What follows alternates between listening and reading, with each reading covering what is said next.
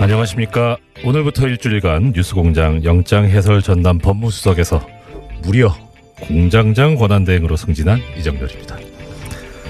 김어준 공장장의 이 목소리에 익숙해 계실 텐데 어색하지 않은가 싶은데요. 잘 부탁드립니다. 예, 문바라는 말이 있습니다. 문재인 대통령 지지자를 가리키는 비열한 용어죠. 그래서 별로 쓰고 싶진 않은데요. 이미 언론에 의해서 널리 알려진 터라 일단 쓰겠습니다. 수많은 정치인 지지자들이 있습니다. 하지만 바라는 용어가 붙은 것은 노바, 문바 뿐입니다. 반대 세력들에 의해 만들어진 프레임이죠. 이빠, 박바 이런 말은 안 하잖아요. 문바들이 좋아하는 글이 있다고 합니다. 문재인 대통령이 새정현 대표였던 시절 안도현 시인의 글을 인용해서 쓴 글이라고 하는데요. 일부를 읽어보겠습니다. 그날은 절대로 쉽게 오지 않는다. 그날은 깨지고 박살나 온몸이 너덜너덜해진 다음에 온다. 그날은 참고 기다리면서 엉덩이가 짓물러진 다음에 온다. 그날은 그날을 고대하는 마음과 마음들이 뒤섞이고 걸러지고 나눠지고 침전되고 정리된 이후에 온다. 그날을 고대하시는 이분들 과연 비난받아야 할 사람들일까요? 문바들은 아직도 살얼음판을 걷는 기분이라고 합니다. 100년 이상 쌓여온 적폐들을 청산하려면 그 정도 아니 그 이상의 시간이 필요할 테고 지금은 그 토대를 쌓아야 할 중요한 시기인데 그래서 정권이 바뀌었어도 마음껏 기뻐하지도 못하고 있다고 합니다. 지난 2012년 대선 이후부터 문재인 대통령 지지자들은 정치인들과 언론들의 잘못된 기사나 정보를 계속해서 체크하고 수정해왔다고 하네요. 이것은 시민들이 정치적으로 더 고급지게 각성해서 정치에 적극적으로 참여하는 정치 변화라고 그렇게 이야기들을 하고 있습니다. 이러한 거대한 정치 변화를 언론이, 정치인들이 단순히 정치인의 팬덤으로만 해석하는 것은 문바를 혐오로 몰고 가려는데 불과하다고 합니다. 정치인들과 언론인, 이들은 왜 이럴까요? 그들의 엘리트의식, 권위의식을 건드렸기 때문 아닐까 이렇게 이야기합니다. 문바라고 매도하는 것은 바로 그들의 히스테리 현상이라고도 하더군요. 정치인은 물론 언론들도 반드시 팩트체크를 하시고 틀렸을 때는 바로 수정하시라고 권하고 있습니다.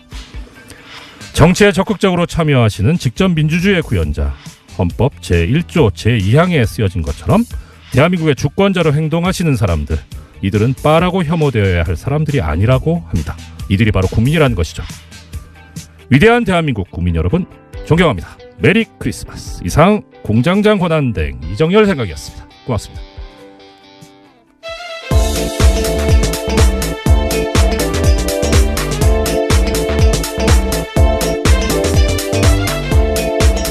어서 오십시오. 사인의 김은지입니다. 안녕하세요.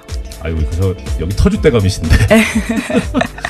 메리 크리스마스입니다. 예, 뭐 지금 크리스마스를 축하하기 전에 잘 부탁드립니다. 네. 좀 떨리네요. 예, 크리스마스라서 좋은 소식 많이 들고 왔어야 되는데요. 네. 또 계속해서 적폐 관련된 소식들이 많습니다. 예, 부탁드립니다. 첫 번째 소식 어떤 소식입니까? 네, 다스는 누구 겁니까? 라는 질문 뉴스공장에서 아주 오랫동안 던졌었는데요. 이 질문이 점점 답을 향해 달려가는 모양새입니다. 네. 지금까지 BBK와 다스 관련 검찰 수사가 4번에 걸쳐서 이뤄졌지만요. 네. 계속해서 내놓은 결론은 봐주기다라는 의심을 사고 있었는데요. 이번에는 검찰이 2개의 수사팀을 동시에 투입해서 BBK와 다스를 겨누고 있습니다. 첫 번째 사건은 BBK 사건 투자 패자들이 이명박 전 대통령과 김재수 전 LA 총영사를 직권남용 혐의로 고발한 건이고요. 네. 또 다른 건은 지난 22일에 출범한 다스 전담 수사팀입니다. 다스가 조성에 따른 비자금 120억 원의 주인을 밝히는 계획인데요. 검찰은 또 다른 비자금 120억 원을 발견하고도 이를 덮어준 의혹을 받고 있는 정호영 전 특검의 직무유기 혐의도 들여다볼 계획이라고 합니다. 예, 2가지 사건인데 앞에 사건은 피해자들에서 문제가 제기된 거고 두 번째는 지금 이제 검찰이 따로 보고 있는 건데 참 아이러니컬합니다. 특별검사가 원래 일반 검사들 조사도 했었는데 오히려 특별검사가 일반 검사에 의해서 조사를 받는 또 이것도 초유의 사태인 것 같아요.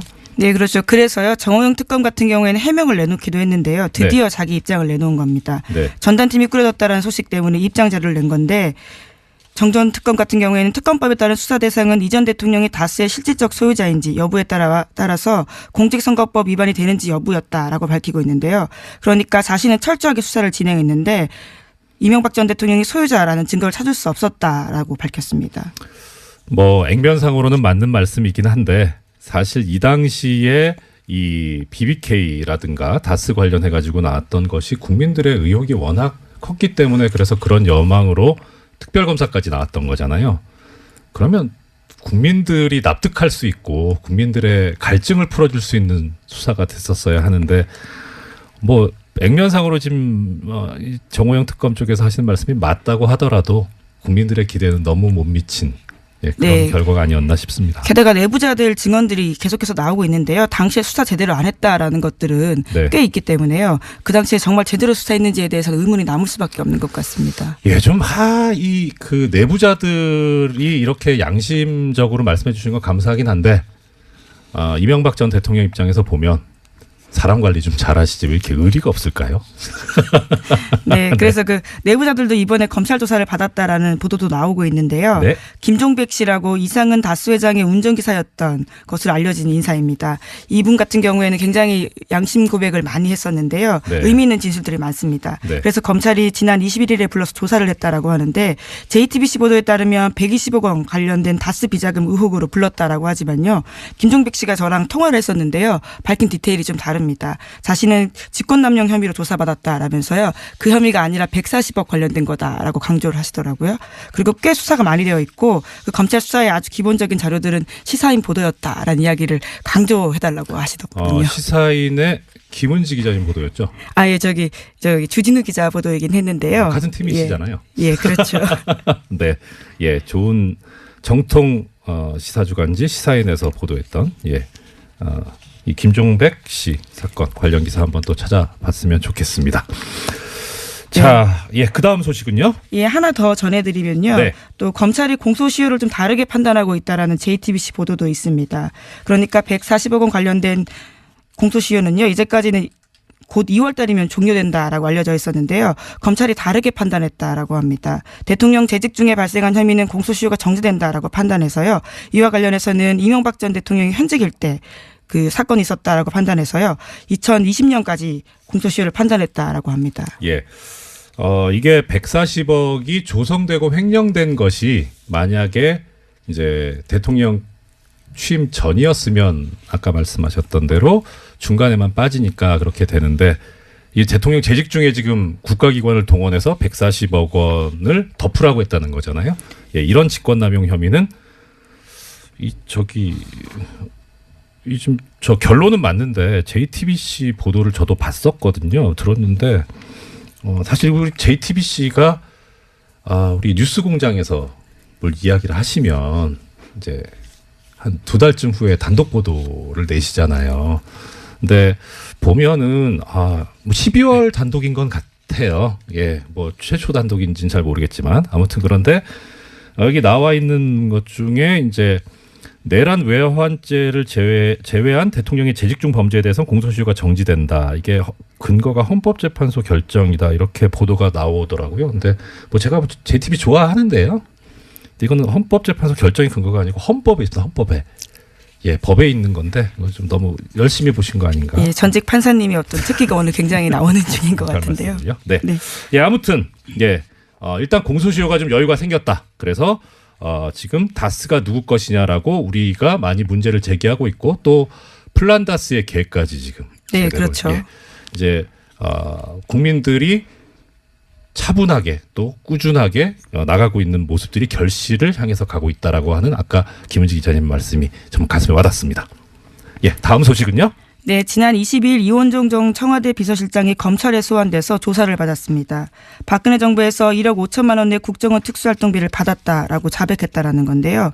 이 전 실장은 특활비, 수수 내역은 물론이고요. 사용처까지 자세히 적힌 자술서를 들고 검찰에 냈다라고 합니다. 이원종 전 실장 같은 경우에는 재임 기간이 지난해 5월부터 10월까지인데요. 이 전 실장은 취임 직후부터 석 달 동안 매달 5천만 원씩 모두 1억 5천만 원의 국정원 특수활동비를 받았다라고 합니다. 그리고 나서는 국정농단 의혹이 불거지자 이 전 실장은 급하게 일을 중단시켰다라고 하는데요. 검찰은 이 전 실장의 구체적인 진술을 토대로 이번 주로 예정된 구치소 방문 조사에서 박근혜 전 대통령을 상대로 관련된 의혹을 집중 추궁할 계획이라고 합니다. 이것도 아까랑 비슷한 맥락인데 왜 이렇게 의리가 없을까요? 참. 아니 뭐 범행을 숨기는 게 의리는 아니겠지만 그래도 뭐 이렇게 사용처까지 자세히 적힌 자술서까지 낼 정도면 이 평소에 인맥 관리, 그 부하 직원 관리를 어떻게 한 건지 좀 어느 모로 보나 문제가 있었던 시기가 아닌가 싶고요. 네, 박근혜 전 대통령 같은 경우에는 탄핵 심판 내내 단 한 푼도 사적으로 쓴 돈 없다, 그런 돈 없다라고 주장했었는데요. 이런 네. 돈이 너무 끝없이 나오고 있기 때문에 좀 당황스럽습니다. 어떻게 보면 죄송합니다. 어떻게 보면 그 왕년에 김기춘 전 비서실장이 국회에서 나왔던 이야기가 생각이 나더라고요. 대통령의 모든 생활이 다 공적이다.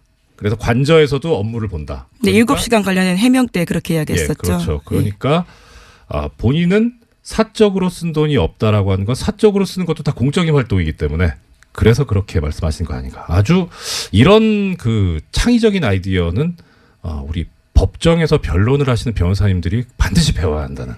네, 정말 창의적입니다. 네, 하지만 이게 해외 활동 특수 공작비들이었잖아요. 정말 네, 결과적으로 그렇죠. 이런 식으로 국가 안보에도 영향을 미쳤던 보수 세력이라고 하는 것들에 대해서요, 다시금 생각할 수밖에 없는 것 같습니다. 그 얼마 전에 저희 사는 동네가 제가 구체적으로 밝힐 수는 없고 서초구 쪽인데 거기 이제 뭐 동네 이제 친분 있는 분들 상당히 그 많이 이야기들 하세요. 그분은 이제 평생 1번만 찍어 오신 분들, 소위.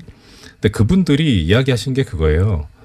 그분들이 상당히 중요하게 생각하는 가치가 교양, 품위 이런 거거든요. 뭐 협동, 근면, 성실. 그런데 이 전 정부에 이거 보면 교양과 품위하고 너무 동떨어져 있으니까 그렇죠. 그런 거에 실망을 해서 그래서 사실 그분들이 하시는 말씀이 그거예요. 어디 가서 이 사람들을 보수 세력이라고 하지 마라. 진짜 보수는 우린데 정말 부끄럽다. 이런 말씀을 하시더라고요. 그래서 저는 잘은 모르겠는데 한번 기회가 있으면은 전달해 보겠다고 그렇게 말씀드렸었는데 오늘 전달할 기회가 생겼네요. 네. 예, 그다음 소식은요? 네, 이른바 성완종 리스트로 재판을 받은 홍준표 자유한국당 대표와 이완구 전 국무총리의 무죄가 확정됐습니다. 지난주 금요일이었는데요. 고 전 성완종 회장의 자원외교 관련 수사를 받다가 영장심사 하루 전에 이른바 성완종 리스트를 남기고 목숨을 끊은 지 2년 반 만입니다. 대법원 판단인데 두 사람은 모두 1심에서는 유죄가 인정됐습니다. 각각 징역 1년 6개월과 징역 8월에 집행유예 2년을 선고받은 바가 있는데요. 그런데 2심에서 뒤집어졌습니다. 나란히 무죄를 받았었는데요. 법원의 판단은 좀 달랐습니다. 홍준표 대표 같은 경우에는 금품 전단자로 지목됐던 윤 씨의 진술에 일관성이 없다라고 판단을 했었고요. 이완구 전 총리 같은 경우에는 성완종 전 회장의 언론 인터뷰 녹취록에 대해서 증거 능력 없다라고 판단을 했습니다. 그에 대해서 대법원이 똑같은 판단을 하게 된 건데요. 그렇기 때문에 당초에 성완종 리스트에서 8명이 이름을 올렸는데 형사처벌 받은 사람은 한 명도 없게 된 겁니다. 예, 결과적으로 안타까운 죽음이 있었고 거기에 대해서 밝혀진 게 없는 그런 결과가 돼버렸는데 네, 돈은 준 사람이 있다라는 건데요. 받은 사람은 없다라는 결론이 된 거죠. 그렇죠. 이게 참 뭐 법 관련 종사하는 사람으로서 이런 경우에 설명드리기가 상당히 난감하기는 해요.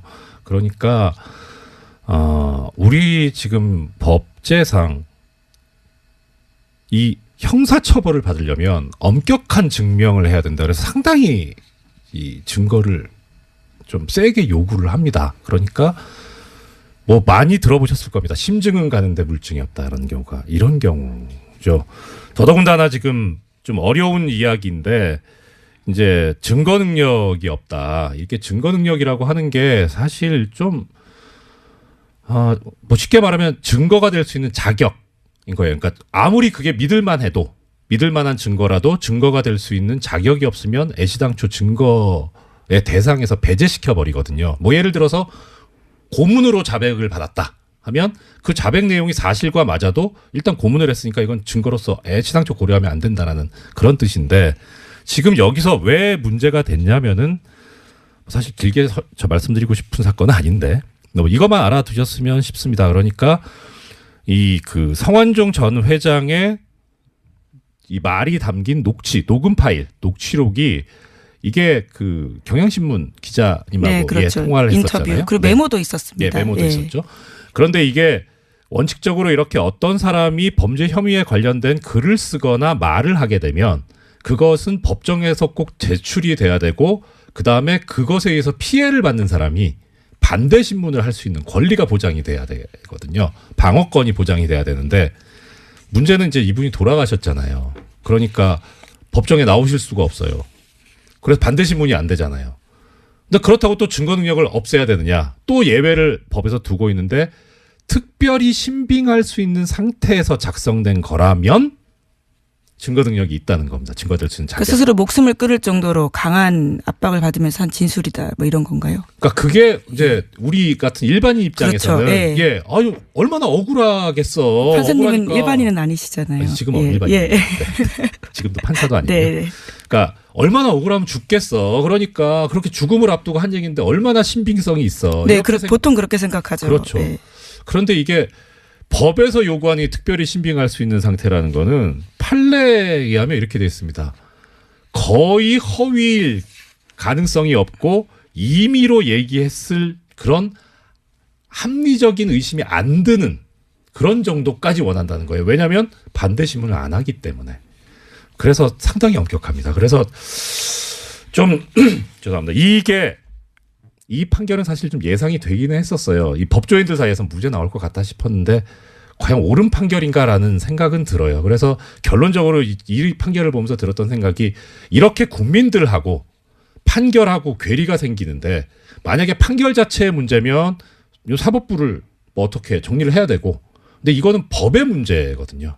그러니까 법이 일반인의 인식과 동떨어져 있다면 법을 바꿔야 된다. 그런 생각이 들게 하는 그런 판결이었습니다. 너무 네. 길게 얘기했네요. 네. 예. 그리고요. 예, 계속해서 판결 소식도 전해드리면요. 롯데그룹 총수 일가의 경영비리 사건에 대해서도 지난 22일에 법원 선고가 있었습니다. 신동빈 롯데그룹 회장은 징역 1년 8개월에 집행유예 2년 선고받았고요. 형인 신동주 전 부회장은 무죄를 받았습니다. 그리고 아버지인 신격호 총괄 회장은 징역 4년의 실형을 선고받았는데요. 다만 고령인 이유로 법정 구속은 면했습니다. 재판부는 신동빈 회장에 대해서 회사에 손해 끼친 혐의 등에 대해서 징역 10년 선고해달라는 검찰의 요청에 대해서 일부만 인정을 한 건데요. 이렇게 이유를 밝혔습니다. 이 사건은 기업 사유와의 단면이 분명하게 드러난 사건이다라고 하면서도요. 하지만 우리 사회와 국가 경제 발전에 실질적으로 기여할 수 있는 기회를 부여하는 게 필요하다라면서 형 집행을 유예했다라고 밝혔습니다. 저기 김지 기자님 말문이 막히신 거죠. 그러게요. 예. 예. 이 지금 말씀을 듣고 계시는 청취자님들께서도 아마 그러실 것 같은데 저도 이거 보면서 기가 막히더라고요. 이것도 참 창의적인 판결 이유였습니다. 우리 사회와 국가 경제 발전에 실질적으로 기여할 수 있는 기회를 부여하는 게 필요하다. 그게 왜 법원이어야 되는지에 대해서 좀 잘 이해가 안 가는데요. 그러니까 실질적으로 기여했다도 웃긴 건데 예. 예. 근데 기여할 수 있는 기회를 부여하는 게 필요하다면 이런 기회를 부여받지 말아야 될 피고인은 세상에 누가 있을까요? 이런 식이면 누가 실형을 받고 누가 처벌을 받습니까? 아직도 법원이 재벌 편향적인 판결에서 정신을 못 차리고 헤매고 있다는 전형적인 근거가 되는 판결입니다. 이게 뭐 무죄 유죄 이거는 솔직히 제가 지난주에 워낙 판결이 많이 나와가지고 이거저거 보다가 여기까지는 판결을 못 봤어요. 그래서 왜 무죄인지까지는 제가 분석을 못했는데 집행유예가 나오는 근거가 된 이 한 문장 국가 경제 발전에 실질적으로 기여할 수 있는 기회를 부여해야 된다. 이거요 대통령이 사면을 할 때도 이런 식으로 사면하면 안 돼요. 그런데 하물며 엄격하게 법을 집행해야 되는 법원이 이런 식으로 재판을 한다면 어떻게 합니까? 2017년의 법원 정말 실망입니다. 빨리 실망스러운 거 넘어가죠. 네, 네. 그 뒤에 하나 더 있습니다. 네. 넥슨으로부터 이른바 공짜 주식 받아서 뇌물죄가 인정됐던 진경준 전 검사장 기억하실 텐데요. 주식 대박이라는 단어로 유명합니다. 이에 대해서 대법원이 뇌물에 해당하지 않는다라는 판단을 내렸습니다. 뇌물로 보기에는 대가성이나 직무 관련성이 막연하다라는 건데요. 진경준 전 검사장 같은 경우에는 지난 2005년에 친구인 김정주 대표에게 4억 2,500만 원 빌려서 넥슨 주식 산 다음에 100억 원이 넘는 시세 차익 올렸습니다. 뿐만 아니라요. 넥슨에서 승용차도 제공받고요. 가족여행, 하와이 같은 데를 가는데요. 경비까지 받은 혐의가 포함됐습니다. 하지만 1심에서는 대가성이 없다라고 판단했지만요. 2심에서는 뇌물 혐의 있다라면서 징역 7년 선고했거든요. 근데 이를 다시 대법원이 뒤집은 겁니다. 예, 이것도 일반인의 생각과 법이 괴리가 있는. 네, 친구 사이라면 돈을 이렇게 줘도 되는 건가라는 생각이 들게 되죠. 그렇죠. 그런 말씀 많이 하시더라고요. 그래서 참 화 많이 나시죠. 이게 근데 이게 해보면 법이 너무 엄격하게 돼 있어서, 그러니까 적어도 어느 정도 관련성이 있어야 된다는 게 법이랑 지금 판례가 지금까지 요구해 왔던 거거든요. 그래서 좀 이것도 어느 정도 좀 1심 판결의 무게가 실리지 않을까라는 생각을 했는데, 걱정은 항상 현실이 된다고 그것도 그렇게 됐어요. 근데 저는 여기서 좀 신경 써야 될 부분이 이거라고 생각합니다. 그러니까 지금 쉽게 말하면 이 진경준 전 검사장 사건, 물론 이제 이게 다시 파기돼서 환송이 됐는데, 거기서 또 어떤 다른 증거가 나오고 다른 법리가 나와서 유죄가 될지는 모르겠어요. 뭐 그것까지는 지금 예단할 수는 없는데, 문제는 이 사건에 지금 현재까지 나타나 있는 본질은 그겁니다. 그러니까 쉽게 말해서 보험 드는 거 있잖아요. 그렇죠. 예. 그러니까 언제 내가 무슨 일을 당할지 모르니까 보험을 드는 그런 차원에서 뭐 돈을 이렇게 줬다. 예. 시체물을 먹인다. 예. 네. 뭐 빠다칠한다. 뭐 이런 표현도 쓰는데, 하여튼 예.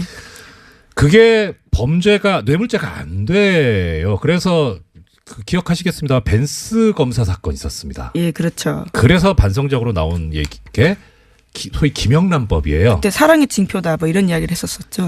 기가 찼죠. 예. 네, 사랑도 참 비싸게 해요. 하여튼 그건 그렇고.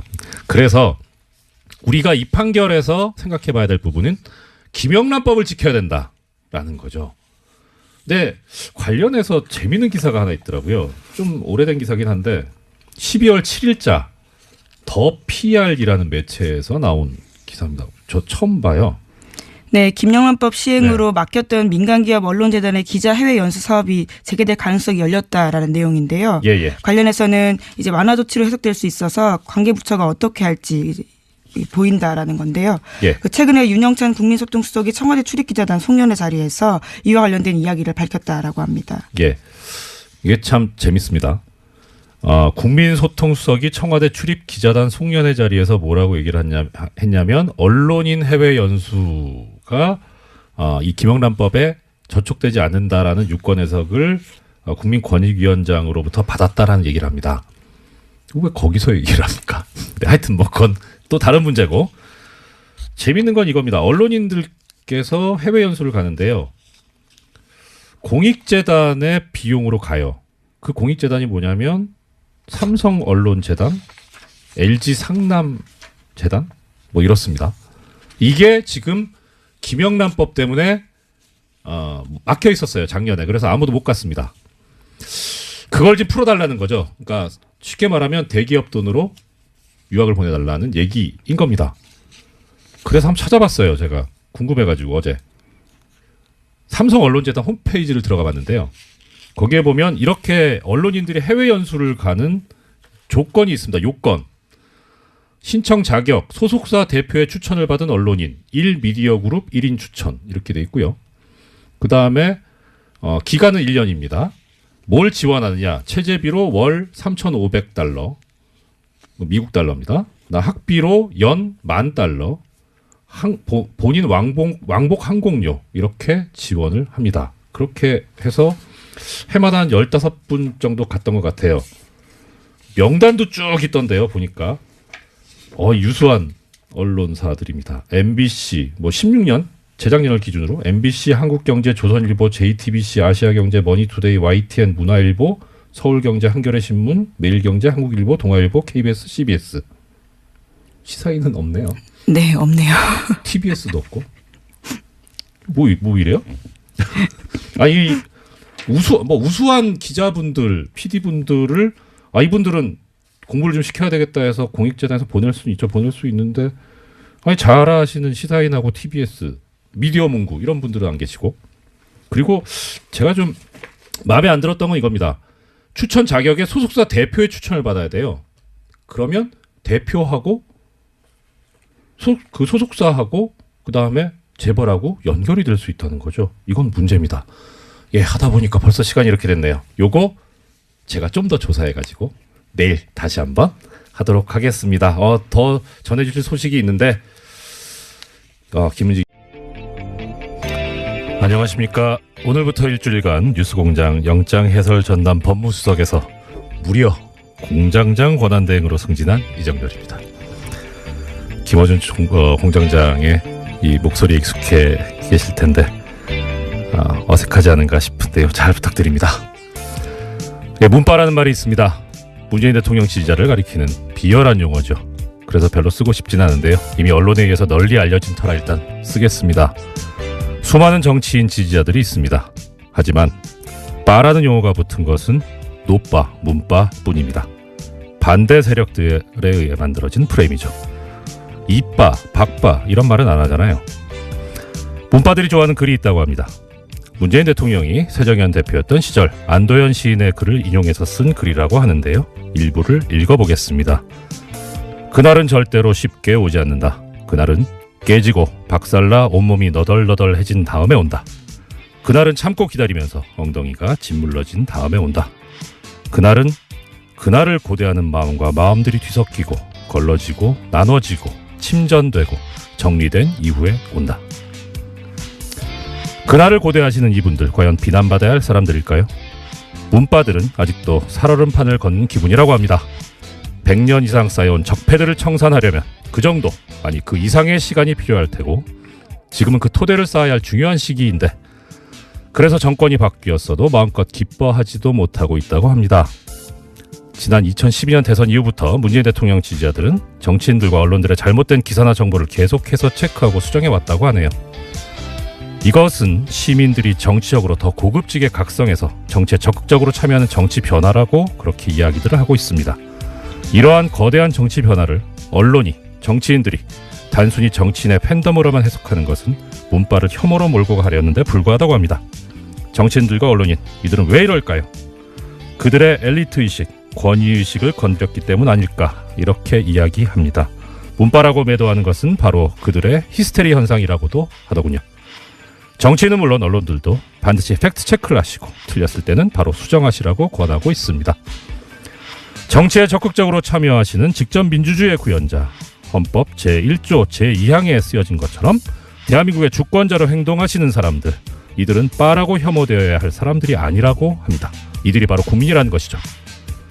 위대한 대한민국 국민 여러분, 존경합니다. 메리 크리스마스. 이상 공장장 권한대행 이정렬 생각이었습니다. 고맙습니다.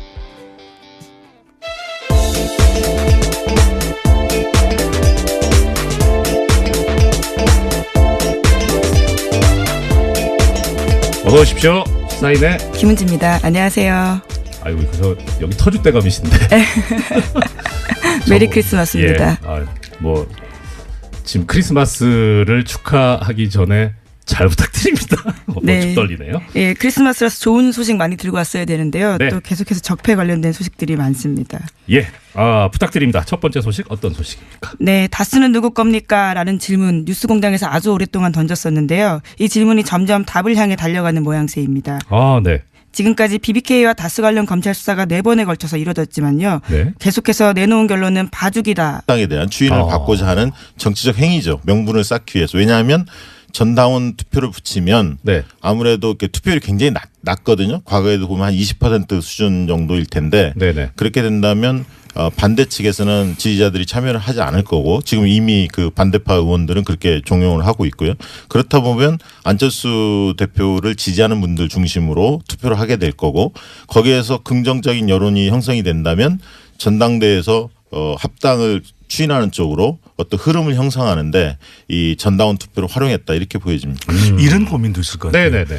이 전당원 투표가 아니라 전당대회를 하게 될 건 시간도 많이 걸리거든요. 예. 언제 그것을 하느냐. 예. 또 오랜 시간 동안 통합 문제를 다루다 보면 또 당내 갈등이 불거질 수가 있거든요. 그러면 이것이 자칫 우리가 컨벤션 효과라고 해서 예. 전당대회를 치르게 되면 지지율이 올랐네? 이래야 되는데 오히려 막 갈등이 불거지면서 예. 서로 싸우는 모습이 연출되면 예. 지방선거를 앞두고 당의 경쟁력이 오히려 더 약화되고 지지율이 내려갈 수도 있는 그런 고민도 분명히 또 포함됐을 것으로 보여집니다. 예. 그런데요. 실질적으로 전당대회를 개최하는 것이 물리적으로 굉장히 오래 걸리지 않습니다. 실질적으로 한 달 이내면 충분히 할 수가 있고요. 지금 만약에 전당원 투표를 거친 다음에 1월 달은 분명히 전당대회를 할 수밖에 없는 상황일 것 같고요. 의원총회에 안철수 대표가 참석하지 않고 기자회견을 한 다음에 바로 전당원 투표 이야기가 됐거든요. 이런 부분에서 어떤 꼼수다라고 주장하는 거죠. 왜냐하면 의원총회에서 좀 논의와 경론을 벌이더라도 논의를 네. 하고 그 상태 속에 당대표가 그러면 대표 당원이라고 얘기하는 보통 정당에서는 대의원이라고 얘기하는데 국민의당에서는 대표 당원이라고 지칭을 하고 있습니다. 이 대표 당원이 참여하는 전당대회에 묻자 이렇게 가는 게 맞는데 이제 그 의원총회에서 상당히 이제 반대 여론이 높다 보니까 높을 것을 예상하고 전당원 투표라는 어떤 하나의 뭐랄까 본인의 어떤 주장을 좀 더 그 대중적으로 확산시키기 위한 어떤 과정으로 전당원 투표를 들고 나온 게 아닌가 그렇게 또 하나 생각합니다. 꼭 말씀드리고 싶은 것이 지금 통합되고 난 이후에 정당의 경쟁력도 중요하거든요. 그런데 이게 오랜 시간이 걸리고 상대가 있습니다. 그러니까 네. 국민의당은 국민의당대로 움직이겠지만 네. 바른정당이 국민의당이 너무 시간이 많이 걸리고 당내 진통을 겪는 모습을 보면 바른정당이 또 영향을 받을 수밖에 없는 어떤 영향이 있어요? 영향을 받게 되는 것이 네.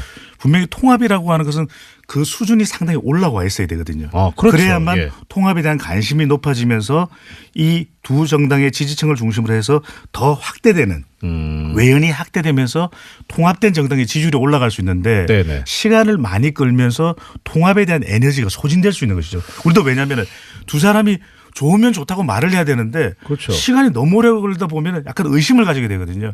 아, 저 연애가 뭐가 문제가 있나? 매리하지 않은가? 뭐 이럴 수도 있는 거죠. 그런 경험이 있으신가요? 아니 뭐 그런 건 아닙니다. 네. 말씀하신 대로 예. 배종찬 본부장 말씀하신 대로 이게 급작스럽게 좀 그 속도를 낸 이유는 사실은 바른정당 내에서 유승민 대표가 신임 대표로 당선된 이후로 12월까지 자유한국당이냐 아니면 국민의당이냐 이 통합에 대한 결말을 내겠다 이렇게 이제 의원들한테 약속한 바가 있기 때문에 네네. 뭔가 이제 국민의당의 안철수 대표의 입장에서는 뭔가 이제 12월 달에 흐름을 만들 수밖에 없는 그런 상황이 좀 몰렸던 측면도 있는 거죠. 네. 그 어느 보도를 보니까 통합을 했을 경우에 네. 죄송합니다. 통합을 했을 경우에 통합당의 대표로 누가 더 적합하냐 하는 여론조사에서 안철수 대표보다는 유승민 대표가 더 우위에 있다는 조사가 있었거든요. 네. 그런 조사가 있었던 마당에 그러면 안철수 대표 입장에서도 그렇게 쉽게 갈 수는 없을 것 같은데 그 부분에 관한 뭐 대책이랄까 그런 거에 대해서 또 어디서 나오는 게 있나요? 근데 우리 여론조사를 보면 네. 개인에 대한 영향력과 또 당내에 예. 당내의 당원들 네. 또 당내의 의원들 또 당내 인사들의 영향력이 중요하거든요. 지금 당의 어떤 규모를 보면은 국민의당이 분명 바른정당보다 더 큰 상황인데 예, 그렇죠. 국민 여론이 네. 그렇게 나오는 것은 지난 대선 이후에 이 유승민 대표는 좀 그 개인의 영향력 이미지를 그대로 유지하고 있는 반면에 안철수 대표가 지난 대선에서 직전 대선에서 이 거두었던 득표가 21%입니다. 네, 예, 예. 유승민 이 대표의 경우에는 본인의 득표율과 비슷한 정당 지지율을 가져가고 있거든요. 그런데 안철수 대표는 그만큼 영향력이 떨어졌다는 것이죠. 그러다 보면 전반적인 국민 여론을 물어보게 될 경우에는 여기는 더불어민주당 지지층 자유한국당 지지층까지 다 포함되다 보니까 네. 더불어민주당 지지층에서는 오히려 경쟁자로 분류될 수 있는 안 대표보다는 오히려 유승민 대표에 대해서 더 호의적일 수가 있다라는 것이거든요. 그런 이 전반적인 전체의 여론이 아니라 일단 통합되면 그래도 우리가 정치 세력이 더 클 것이다라고 하는 믿음 이것이 또 안철수 대표 측에는 있을 것으로 보여지는 것이죠. 네. 이게 정치인들에 대한 평가 지점 중에 네네. 지지도 못지않게 중요한 게 호감도와 비호감도의 비율인데 지금 안철수 대표의 경우에는 그 사실 뭐 안철수 대표만 그런 건 아니지만 예. 지금 지금 정당 대표들 중에서 몇 분이 호감도에 비해서 비호감도가 2배 이상 높은 분들이 몇 분 있습니다. 실명을 거론하지는 않겠지만 그 중에 한 분이 안철수 대표도 포함된다고 저는 보고 있고요. 그런 측면에서 거부감 정서가 상대적으로 적은 유승민 대표가 이 통합이 됐을 때 통합정당 합당이 됐을 때 그 신생정당의 대표로서 거부감이 좀 더 적은 게 아닌가 그런 생각이 듭니다. 청취자 여러분들께서 오해를 하실지 모르겠는데 이 두 분께서는 제가 지금 답변하시는 표정을 보고 있으니까 유승민 대표한테 호감을 가지셔서 하시는 말씀 아닌 것 같습니다. 정말 객관적이고 공정하게 저희는 저희 여론조사에 기반해서 그러니까요. 이야기하는 예. 사람들이니까요. 네, 그렇습니다. 자, 그러면 일단 좀 얘기가 약간 더 진행이 되기는 했는데 하나 궁금한 것이요. 지금 통합 반대파 쪽에서 이제 주장이 나오고 있습니다. 그 중에 제기되고 있는 주장이 뭐냐면 전 당원 투표의 참여율이 3분의 1을 넘겨야만 이게 유효하다. 당규에 그렇게 돼 있다라고 하는 주장을 하고 있거든요. 이거는 어떻게 받아들여야 되나요? 그러니까 실질적으로 저도 당원 당규를 봤는데 네. 뭐 여기 지금 저기 전 판사 출신이니까 더 잘 아시겠지만 당원 당규는 저희 취급하지 않습니다. 아 그렇습니까? 네. 헌법 법률 이런 거 취급. 보니까 이게 네. 전당원 투표의 규정이 좀 모호하게 돼 있더라고요. 사실은 그러니까 3분의 1 이상이 투표에 참여했을 때 유효한다. 근데 그것은 네. 투표 요구권이 있었을 때, 그러니까 당원들이 자발적으로 발의했을 때 3분의 1 정도가 투표를 해야 유효하다. 이렇게 이제 규정이 돼 있어서 통합을 추진하는 통합파에서는 이건 당무회의에서 의결해서 붙인 상황이니까 전당원 투표로 회부한 사안이기 때문에 3분의 1 규정에 해당되지 않는다. 이렇게 주장하고 있고요. 반대로 이제 박지원 등 반대파에서는 그 규정이 맞다. 이렇게 해서 이제 가처분 소송을 내겠다. 이렇게 네. 지금 나오는 상태죠. 뭐 쉽게 말하면은 그 밑에서 오는 예. 그 당원 전당원 투표인 경우에는 3분의 1 요건이 필요한데 위에서 내려오는 그거는 필요 없다는 게 이제 지금 통합파들의 주장인 예, 거네요. 실제 내용을 보면 투표 요구권을 밑에서 올라오는 거는 규정이 명확히 돼 있는데 네. 당무회에서 이렇게 회부하는 것은 어떻게 한다는 규정이 명시는 안 돼 있어서 해석하기에 따라서 많이 논란을 벌일 것 같습니다. 이게 결국 참여율의 문제인데 우리가 네네. 여론조사도 얼마만큼 참여를 하느냐가 더 중요한 그렇죠. 문제일 수가 있거든요. 그런데 네. 이제 통합파 쪽에서는 이렇게 생각을 하는 것이죠.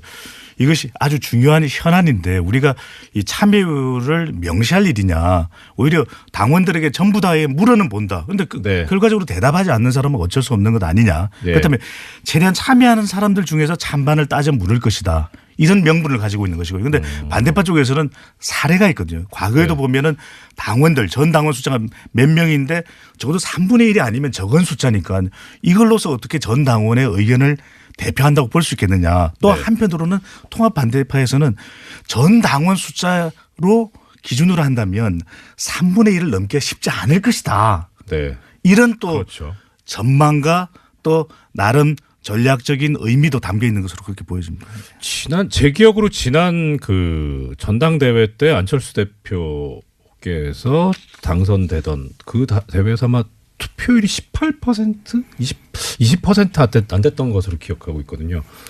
그럼 당선되는데도 그랬는데 이런 신임 투표인 경우에 이거 그러니까 3분의 1 넘기가 쉽지는 않을 것 않죠. 같아요. 3분의 1은 못 넘을 거다라고 예측하는 사람들이 당내에서도 뭐 대다수인 것 같고요. 그러니까 아까 했던 기존에 이제 전당대회 같은 경우는 대표당원 흔히 얘기하는 대의원들이 참여하기 때문에 조금 더 참가율이 높지만 네. 이 전당원 투표의 경우에는 좀 더 낮습니다. 투표율 예. 자체가. 그래서 대략 20% 선에서 투표율이 되지 않을까 그렇게 예상들을 많이 하고 있습니다. 그래서 어떤 예. 방식으로 하느냐도 궁금하실 텐데 참여를 높이기 위한 일단 명분은 또 노력은 하고 있는 것이거든요. 27일, 28일은 이 중앙선관위에서 관리하는 온라인 K-보팅으로 진행을 하고 네. 또 29일, 30일은 29일, 30일은 온라인을 합니다. 네. 온라인이 아니라 ARS 예. 조사를 해서 31일 날 발표하는 걸로 그렇게 되어 있습니다.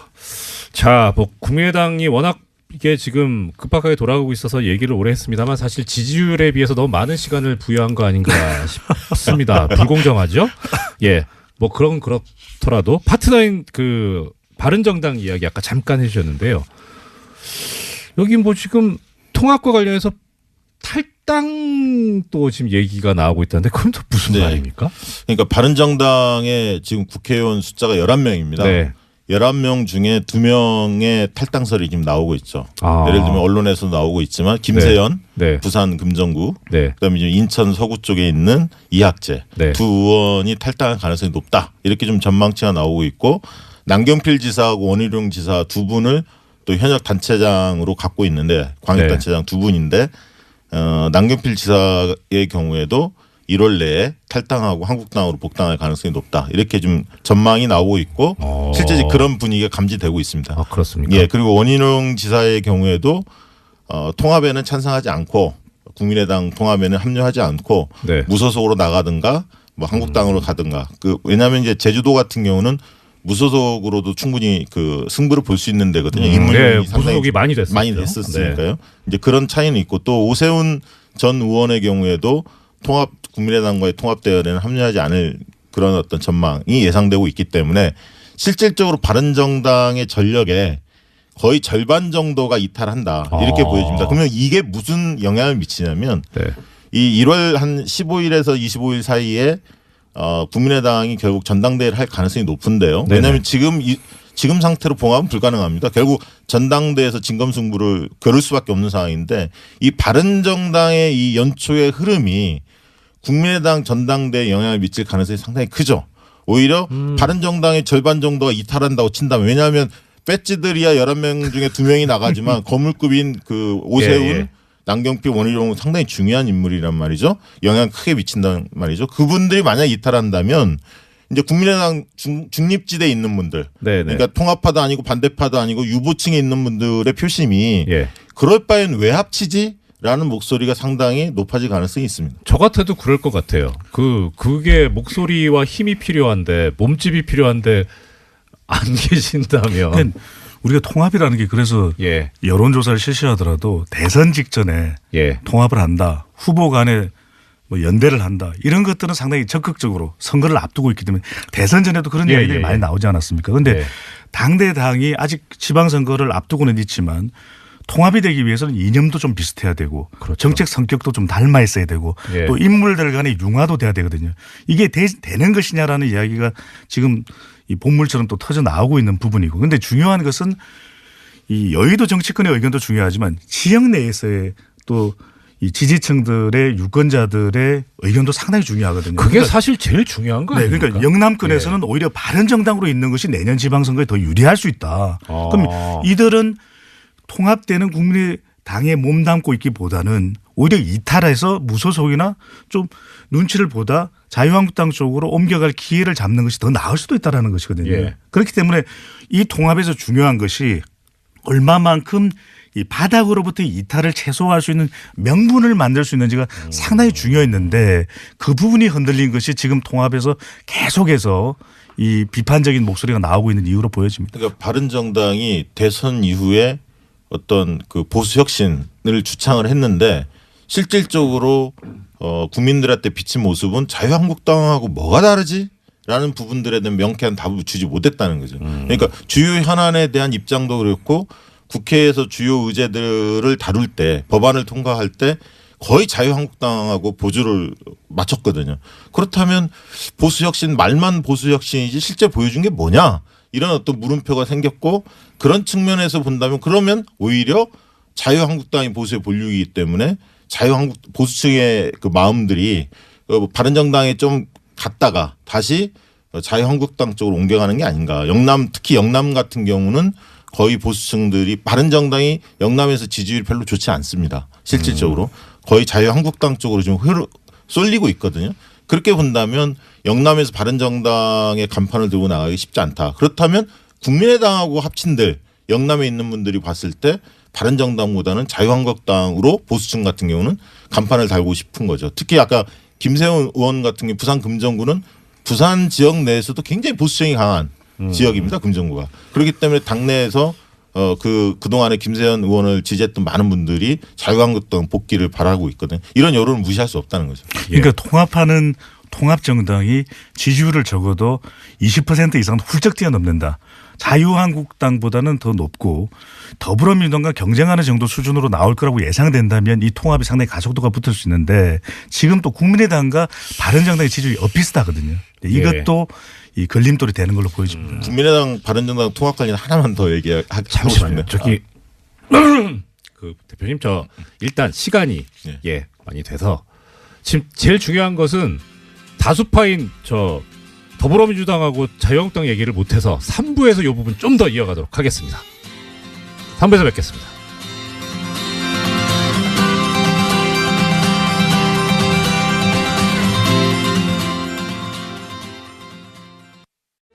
국민 여러분 안녕하십니까?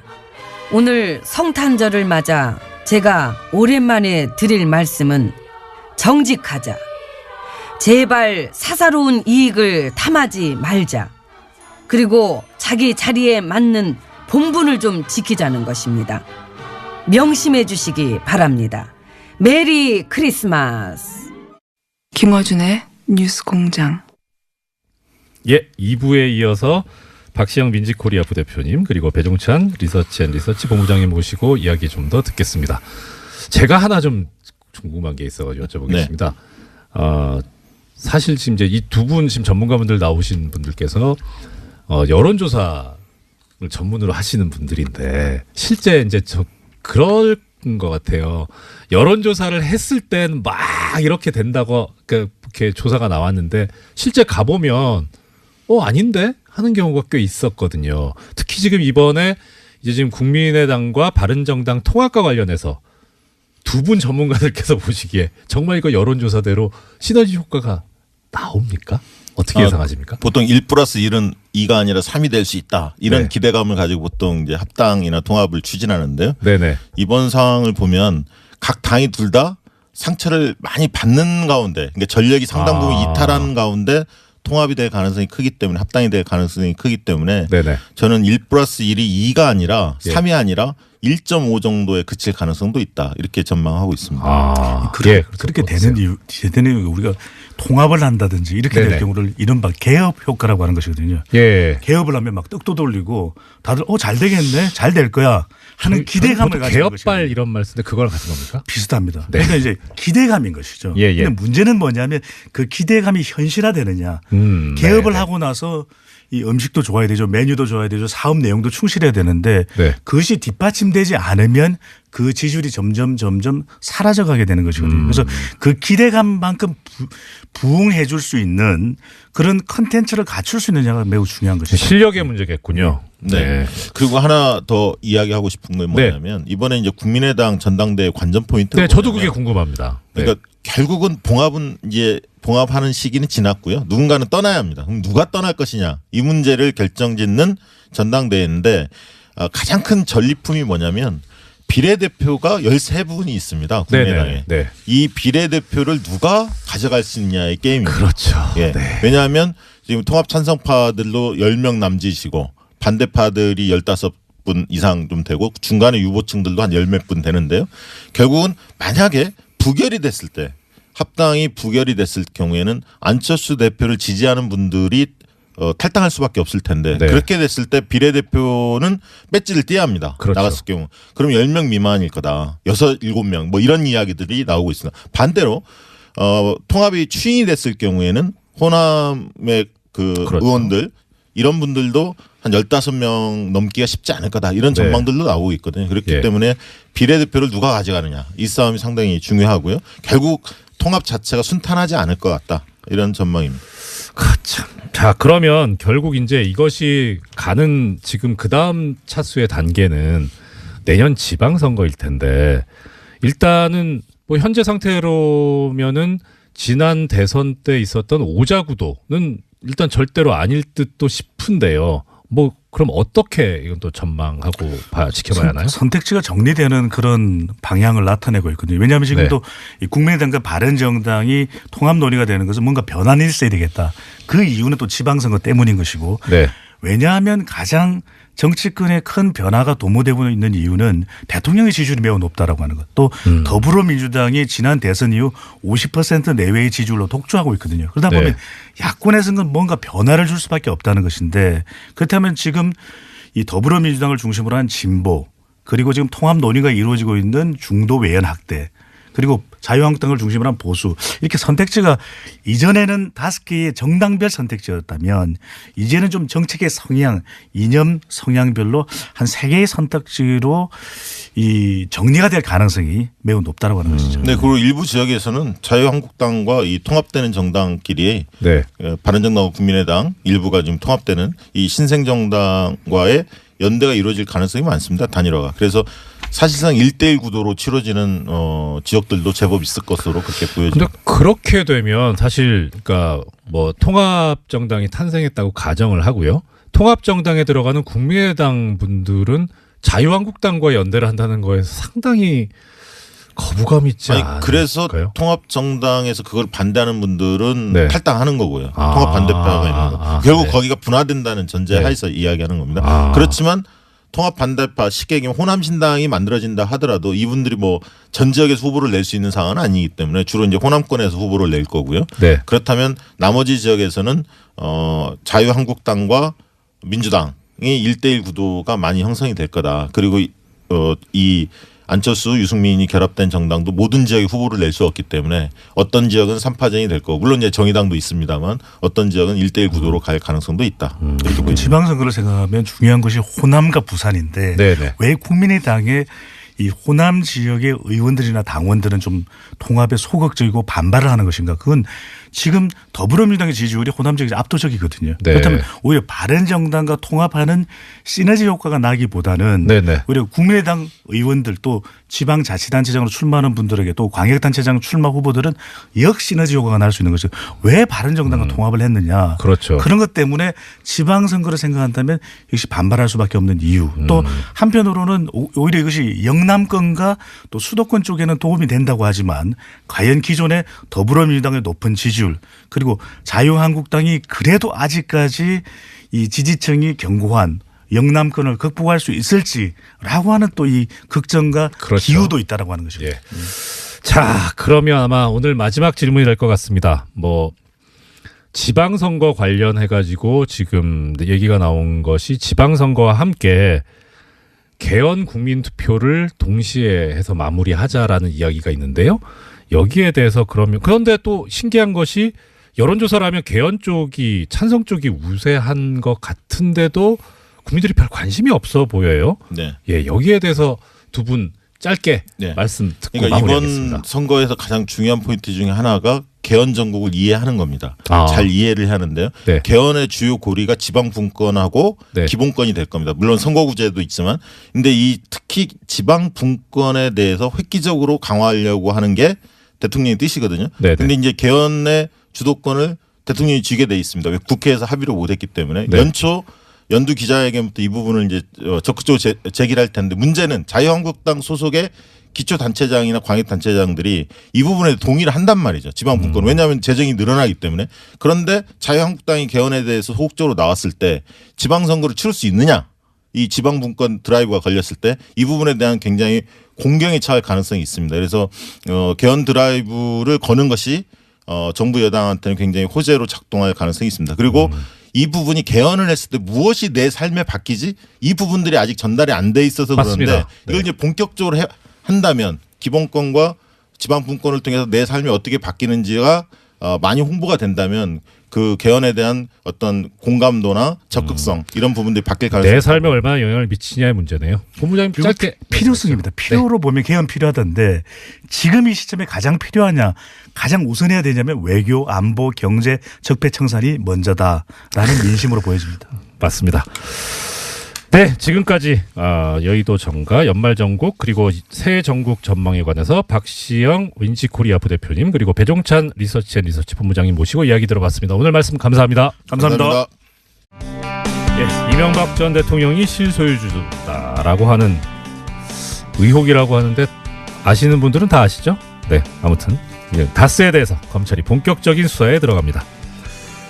이 수사와 관련해서 다스 실소유자 현재는 성명불상자로 돼 있는 그리고 이명박 전 대통령의 형인 이상은 대표이사 그리고 지난 2008년 BBK 수사를 맡았던 정호영 전 특검을 참여연대에서 고발을 했는데요.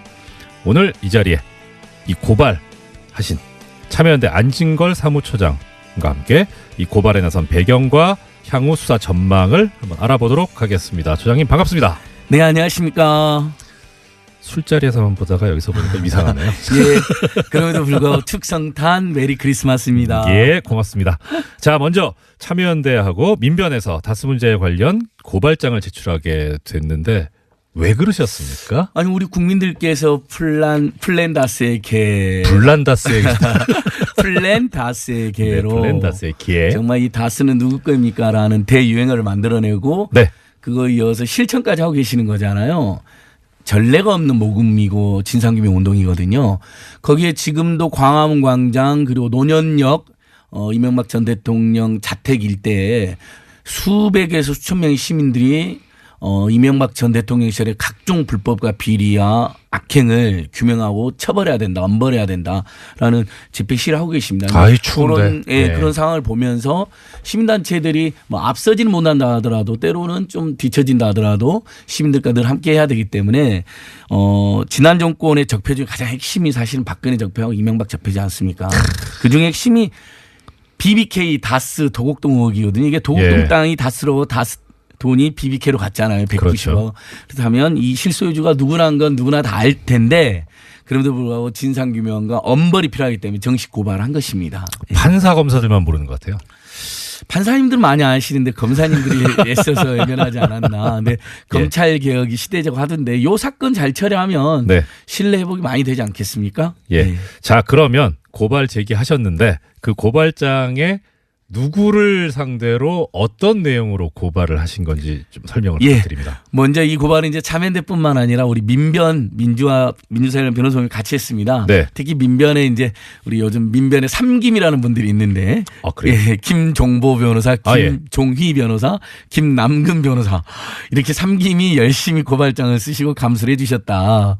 그러니까 아주 실력 있는 변호사님들 함께했다는 이야기를 해드리고요. 제가 지금 그 고발장을 입수를 해서 보고 있는데. 무려 29장? 예, 입증 자료까지 하면 훨씬 더 되고 그 다음에 의견서도 2번이나 냈습니다. 왜냐하면 검찰들이 머뭇거리는 것 같으니까 의견서 2번 내서 이제 압박한 건데 주요 내용은 이겁니다.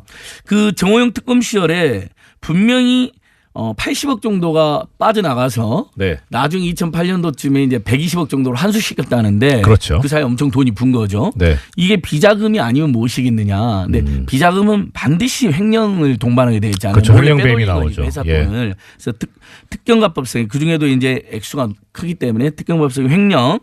그다음에 이 범죄 수익을 다스로 다시 가지고 오고 또 다른 참여계좌에 이렇게 둔 전 과정에서 범죄수익 은닉규제처벌법 첫 번째 횡령, 두 번째 범죄수익 은닉규제법, 그다음에 세 번째 반드시 또 횡령이나 비자금은 세금을 안 내는 거 연동이 되어 있잖아요. 법인소득이든 종합소득이든. 그래서 조세포탈제, 특가법성의 조세포탈.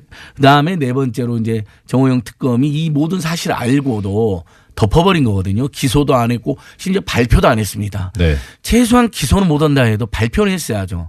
조사해보니까 이런 일이 있었는데 발표도 안 했거든요. 그러니까 이건 직무유기 중에서 공무원이 범죄를 알고도 숨긴 이제 이 부분도 특가법상의 특수직무유기. 그냥 직무유기보다 훨씬 더 죄질이 안 좋은 거죠. 이게 네 가지로 제가 고발을 하게 된 것입니다. 그러니까 이거는 돈을 회사로부터 빼낸 횡령 그걸 가지고 숨겼으니까 범죄 수익 은닉 그다음에 그 과정에서 세금 안 했으니까 조세 포탈 그리고 이거 다 알고도 수사 안 했으니까 직무유기.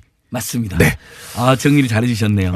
그다음에 이제 여기서 이제 최근에 이제 언론 보도에는 120억 정도가 이렇게 환수된 거로 나오잖아요. 정호영이 이렇게 기소도 안 하고 수사 발표도 안 하고. 그래서 그 120억이 지금 다시 남아 있는지도 굉장히 의문인데 어떻게 됐는지.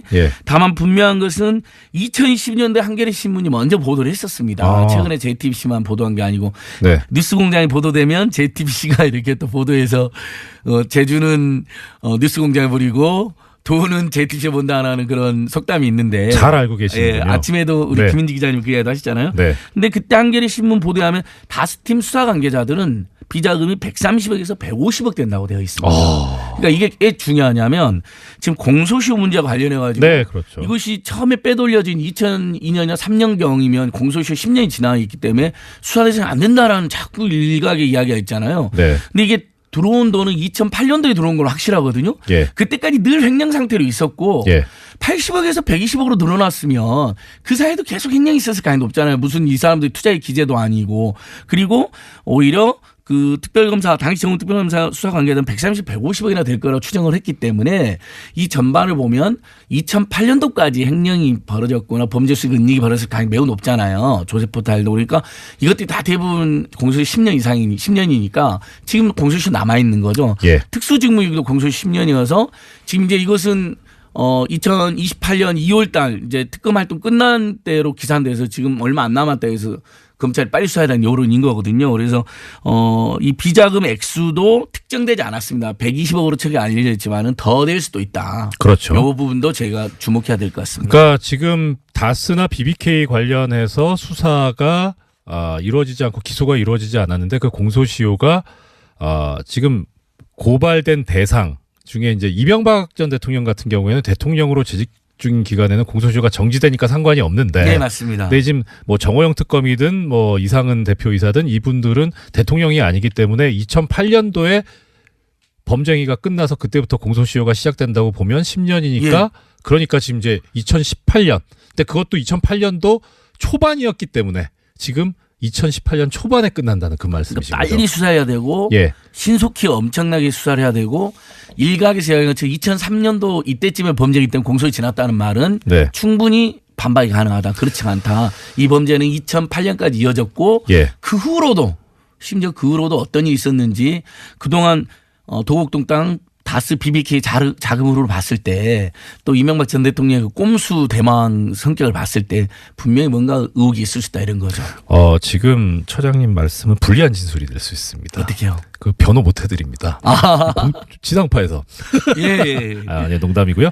자, 그러면 지금 이제 궁금한 게 하나 있습니다. 여기 지금 정호영 특검에 대해서도 고발을 하셨다고 했는데 네. 정호영 특검 측에서 입장을 발표했다고 해요. 뭐라고 했냐면 이명박 전 대통령이 다스의 실질적 소유자라는 증거는 찾을 수 없었다. 다스 경영진이 개입된 비자금이 아닌 직원 개인의 횡령이라는 사실을 확인할 수 있었다. 어떻게 생각하십니까? 예, 요건 참 너무 설득이 화내지 마세요. 아니 화가 날라 그러는데 당시에 완전히 봐줘가지고도 네. 문제가 됐었는데 이렇게 10년이 지났으면 돌이켜 보니 그때 당선인의 위세에 눌려서 그때 이명박 MB가 당선인이었잖아요. 예, 그렇죠. 그러니까 유세가 있을 수 있잖아요. 예. 그리고 뭐 무섭죠, 사실. 예, 무서울 수도 있고 예. 왜냐하면 나중에 기소는 잘 안 되면 이상이 될 수도 있으니까. 예.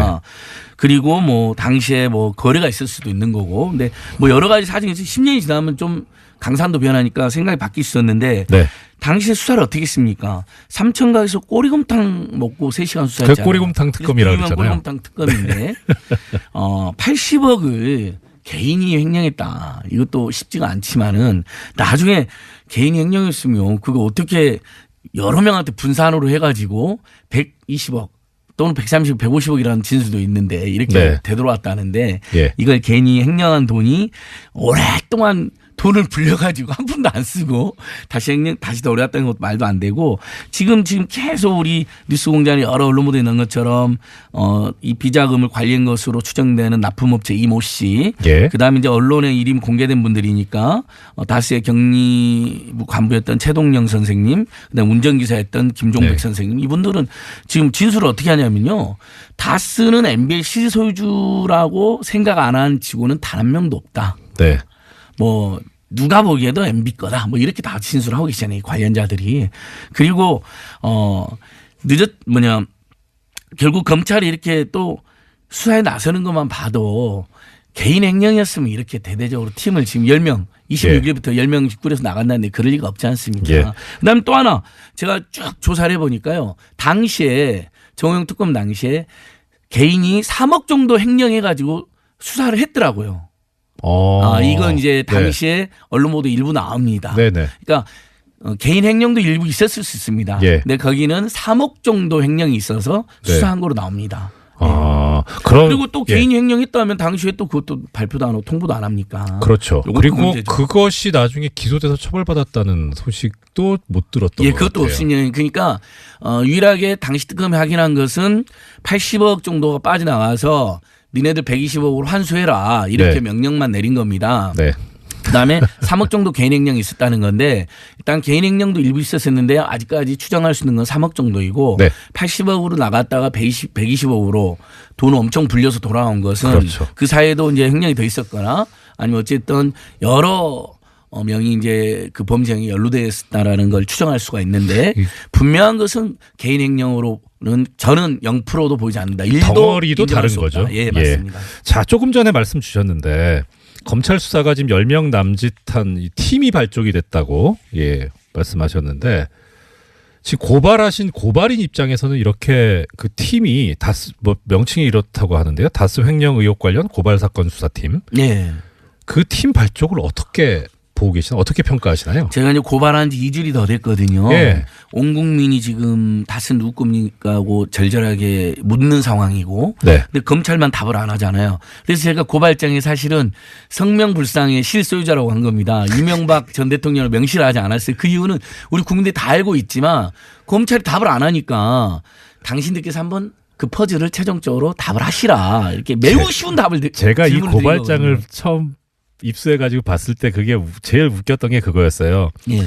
피고발인 1 이상은 이정호영 3 성명불상자. 이 성명불상자가 글자 그대로 성과 이름이 상세하지 않아서 알려지지 않은 사람이라는 거잖아요. 예, 보통은 그렇지만 예, 이번에는 저희가 검찰에게 예. 정말 검찰 국민들이 신뢰회복할 수 있는 쉬운 질문 하나 드리자. 아, 그럼 깊은 예. 뜻이 있었군요. 그리고 네. 온 국민이 다스 누구 겁니까 묻는 거예요. 저희도 동참한 거죠. 예. 역시 그 고발장 형식은 다스는 누구 겁니까로 시작해 다스 누구 겁니까 끝나는 겁니다. 아, 그러니까 예. 결국 이 피고발인 3번에 나오는 성명불상자라고 하는 부분의 빈칸은 검찰에서 채워라. 맞습니다. 아, 그 쉬운 그렇군요. 답을 채워달라는 것이고 늦었지만 2주 동안 많은 또 국민들의 수사를 안 하냐 공소시효가 얼마 안 남았는데 이래서 물론 아까 말씀드린 것처럼 이명박 전 대통령의 BBK 투자금 회수한 거 140억 네. 그것은 공소시효 2020년 네. 아직 그것도 더 수사돼야 됩니다. 네. 그래서 지금 문찬식 팀장 노민석 부팀장으로 이렇게 출범했고 네, 그렇죠. 내일부터 정식으로 10명 이상이 뛰어듭니다. 예. 좀 늦게 뛰어든 만큼 더 빨리 더 예. 입체적으로 해라는 것이고 이미 정원 특검 때도 상당한 수사가 되어 있습니다. 그리고 또 하나 잘한 것은 검찰이 비록 늦게 출발했지만 정호영 특검팀의 관계자들이 아직 검찰에 많이 남아 있습니다. 언론 보도에도 보면 네. 뭐 박정식 검사, 윤석열 검사도 당시에 파견 검사했다고 나오더라고요. 그 예, 윤석열이요? 우리 중앙지검장님도 아. 뭐 지금 잘하고 있지만 당시에 정호영 특검에서 어떤 역할을 했는지를 우리가 자세히 알 수는 없죠. 근데 예. 팩트로 파견 검사했던 건 사실이니까. 네네. 그냥 만약에 근데 그분들이 이번 수사에 또 들어오면 우리 국민들 입장에서는 정호영 특검 때 봐줬다는 의혹이 재현될 수가 있잖아요. 그러니까 배제하고 전원 배제하고 팀을 꾸린 건데 예. 그건 잘한 거다. 네네. 그래서 지금이라도 정말 제대로 해라 이런 겁니다. 예.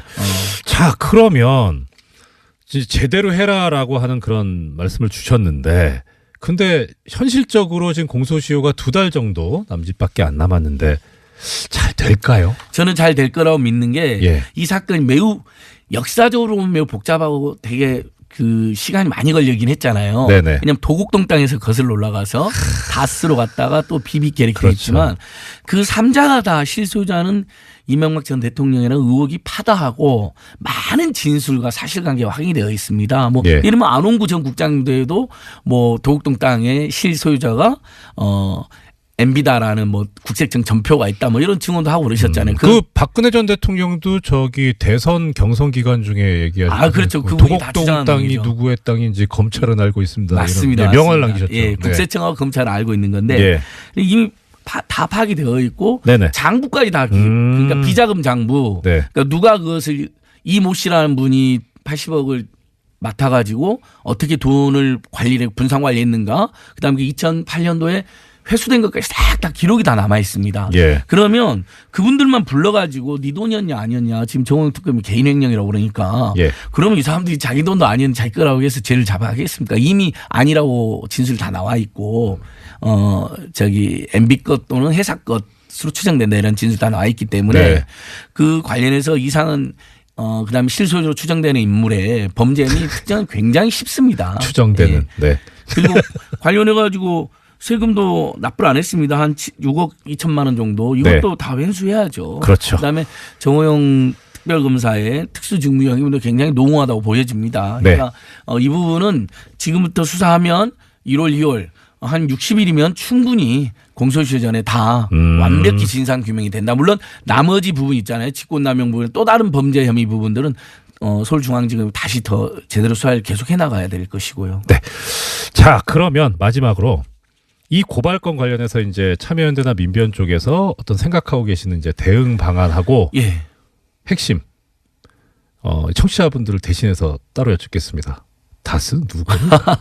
예, 정말 시민단체들이 사실 우리 한국 사회가 지금 극심한 양극화 민생고에 시달리고 있지만 이 모든 것이 특정한 정권과 특정한 재벌들의 결탁하에서 온갖 네. 부정과 비리에는 그 술술을 부리면서도 우리 국민을 위한 정책을 외면하고 오히려 괴롭게 만든 데 있는 것이거든요. 그렇다면 최소한 박근혜 이명박 시절에 온갖 적폐는 완전히 밝혀져야 하는 측면에서 시민단체와 적폐청산 사회개혁에 끝까지 앞장서겠다는 다짐 시민들 드리고요.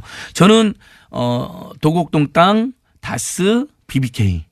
다스만 누구 거냐 모르는데 저는 세 개 다 물어주십시오. 그리고 세 개 다 여쭙겠습니다. 예. 도대체 도곡동 땅, 다스, BBK는 누구 겁니까? 누구 겁니까? 저는 이명박 전 대통령 거라고 개인적으로 확신하고 있습니다. 네. 지금까지 다스 관련해서 고발을 제기하신 참여연대 안진걸 사무처장님 모시고 말씀 들었습니다. 오늘 말씀 감사합니다. 예, 고맙습니다.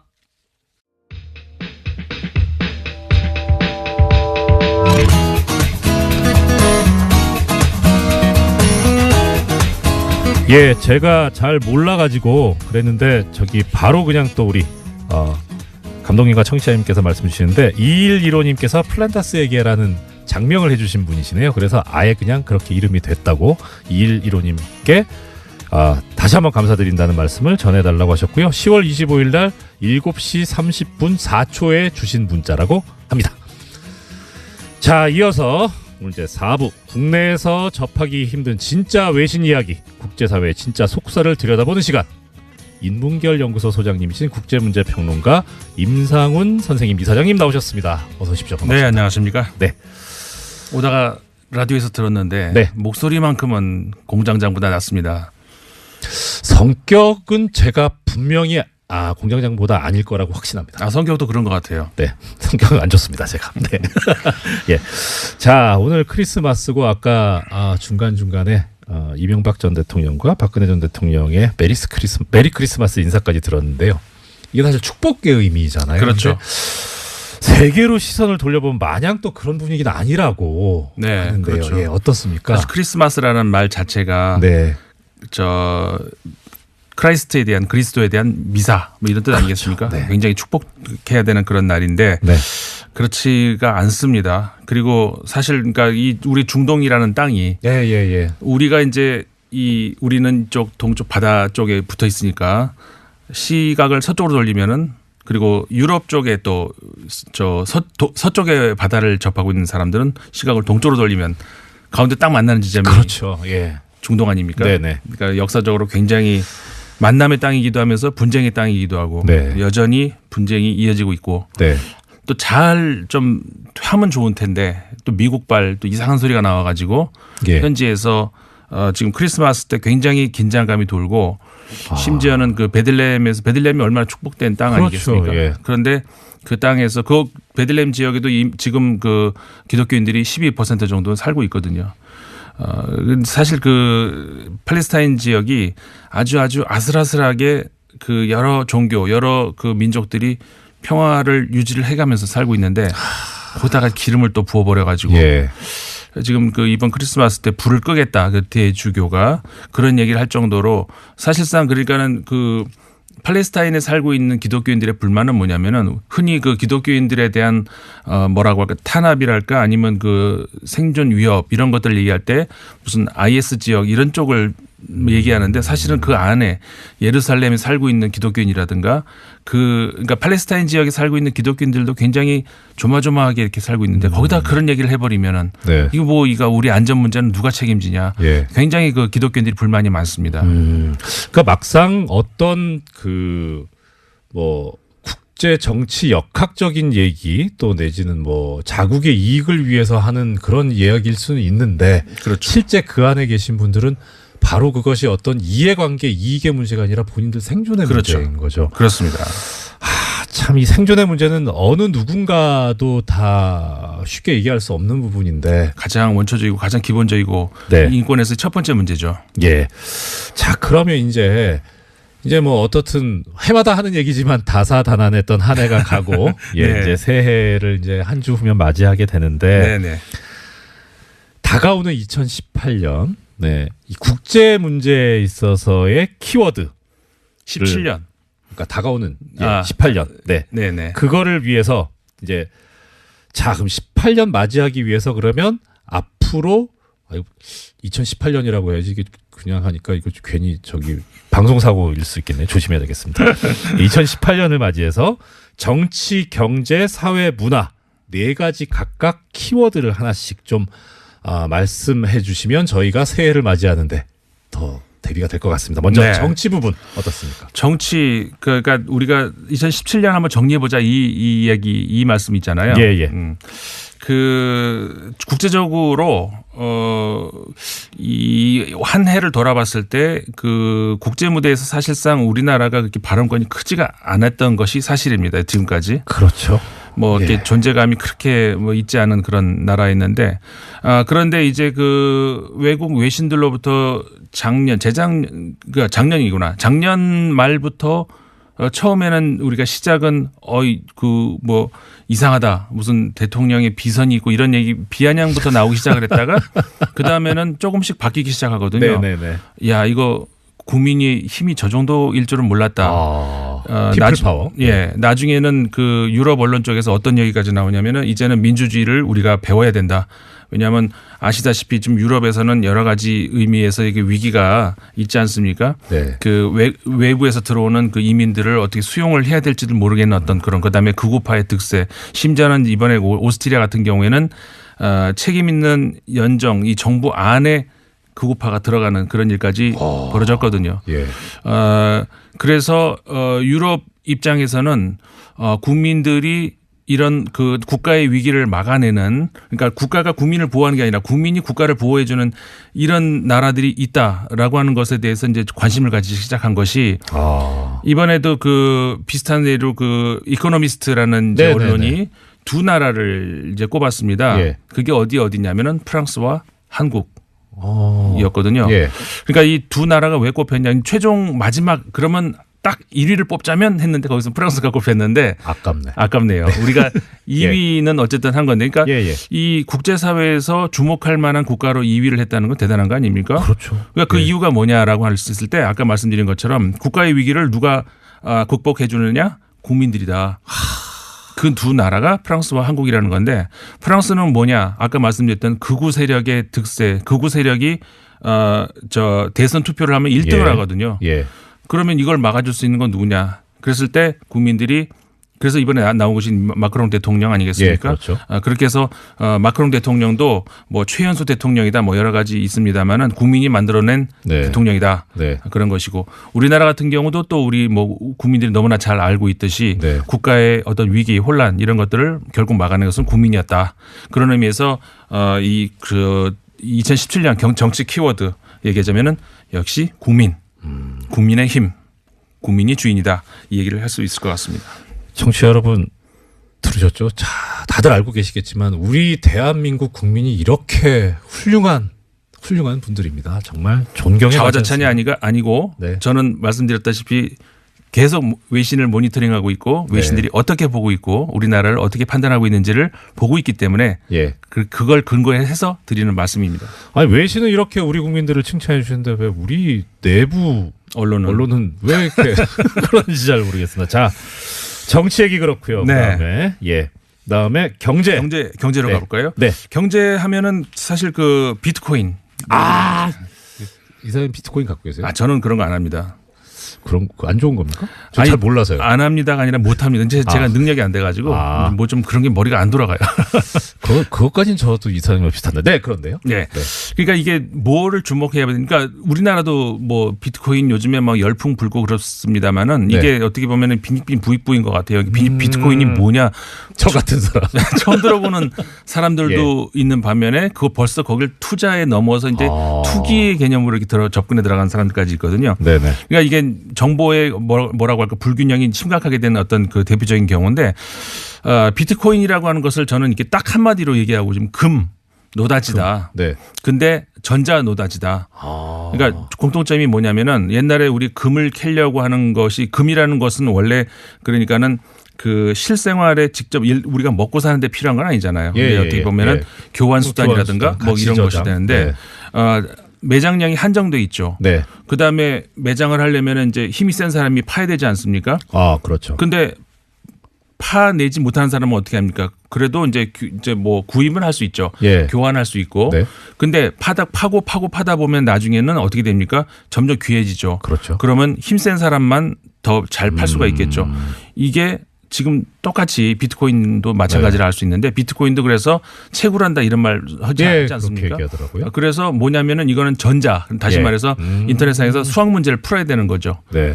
근데 이제 처음에는 쉽지만 풀다 나중에 계속 해가면 나중엔 어려운 문제를 풀어야 되는 그런 게 되는 거죠. 그 매장량도 제한돼 있고. 안 그래도 경제가 어려운데 비트코인까지 생각하면 더 어려워질 수도 있다. 네.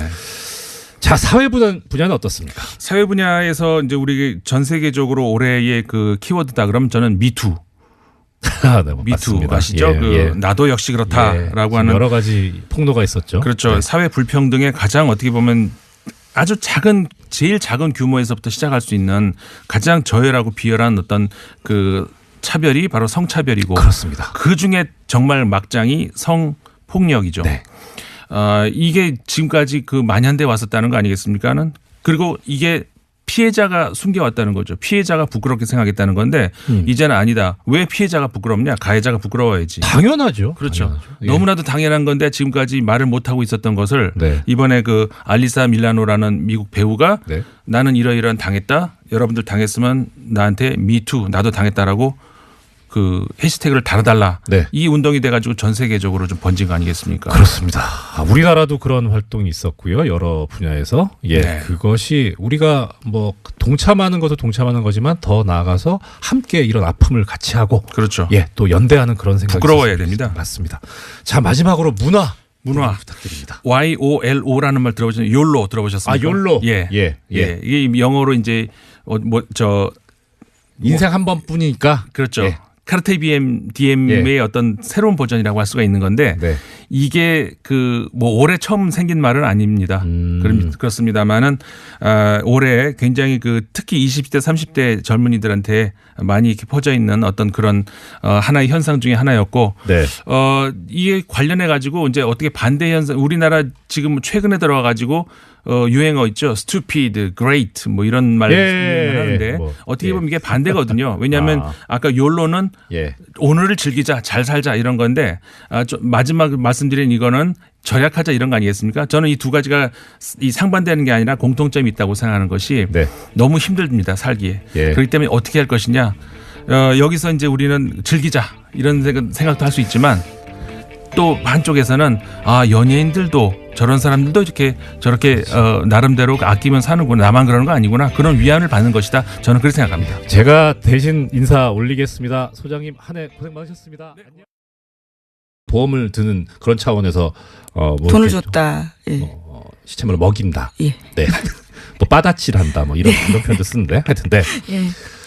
그게 범죄가 뇌물죄가 안 돼요. 그래서 기억하시겠습니다. 벤스 검사 사건 있었습니다. 예, 그렇죠. 그래서 반성적으로 나온 얘기게 소위 김영란법이에요. 그때 사랑의 징표다 뭐 이런 이야기를 했었었죠. 기가 찼죠. 예. 네, 사랑도 참 비싸게 해요. 그건 그렇고. 그래서 우리가 이 판결에서 생각해봐야 될 부분은 김영란법을 지켜야 된다라는 거죠. 네, 관련해서 재미있는 기사가 하나 있더라고요. 좀 오래된 기사긴 한데 12월 7일자 더 PR이라는 매체에서 나온 기사입니다. 저 처음 봐요. 네, 김영란법 시행으로 막혔던 민간기업 언론재단의 기자 해외 연수 사업이 재개될 가능성이 열렸다라는 내용인데요. 관련해서는 이제 완화 조치로 해석될 수 있어서 관계부처가 어떻게 할지 보인다라는 건데요. 그 최근에 윤영찬 국민소통수석이 청와대 출입기자단 송년회 자리에서 이와 관련된 이야기를 밝혔다라고 합니다. 이게 참 재밌습니다. 국민소통수석이 청와대 출입기자단 송년회 자리에서 뭐라고 얘기를 했냐면 언론인 해외 연수가 이 김영란법에 저촉되지 않는다라는 유권 해석을 국민권익위원장으로부터 받았다라는 얘기를 합니다. 왜 거기서 얘기를 합니까? 네, 하여튼 뭐 그건 또 다른 문제고 재밌는 건 이겁니다. 언론인들께서 해외 연수를 가는데요. 공익재단의 비용으로 가요. 그 공익재단이 뭐냐면 삼성언론재단, LG상남재단 뭐 이렇습니다. 이게 지금 김영란법 때문에 막혀 있었어요. 작년에. 그래서 아무도 못 갔습니다. 그걸 좀 풀어달라는 거죠. 그러니까 쉽게 말하면 대기업 돈으로 유학을 보내달라는 얘기인 겁니다. 그래서 한번 찾아봤어요. 제가 궁금해가지고 어제 삼성 언론재단 홈페이지를 들어가 봤는데요. 거기에 보면 이렇게 언론인들이 해외 연수를 가는 조건이 있습니다. 요건. 신청 자격, 소속사 대표의 추천을 받은 언론인, 1미디어 그룹 1인 추천 이렇게 돼 있고요. 그 다음에 기간은 1년입니다. 뭘 지원하느냐. 체제비로 월 3,500달러, 미국 달러입니다. 학비로 연 $10,000, 본인 왕복 항공료 이렇게 지원을 합니다. 그렇게 해서 해마다 한 15분 정도 갔던 것 같아요. 명단도 쭉 있던데요. 보니까 유수한 언론사들입니다. MBC 16년 재작년을 기준으로 MBC, 한국경제, 조선일보, JTBC, 아시아경제, 머니투데이, YTN, 문화일보, 서울경제, 한겨레신문, 매일경제, 한국일보, 동아일보, KBS, CBS. 시사인은 없네요. 네, 없네요. TBS도 없고. 뭐 이래요? 아니 우수한 기자분들, PD분들을 이분들은 공부를 좀 시켜야 되겠다 해서 공익재단에서 보낼 수 있죠. 보낼 수 있는데 잘하시는 시사인하고 TBS, 미디어문구 이런 분들은 안 계시고. 그리고 제가 좀 마음에 안 들었던 건 이겁니다. 추천 자격에 소속사 대표의 추천을 받아야 돼요.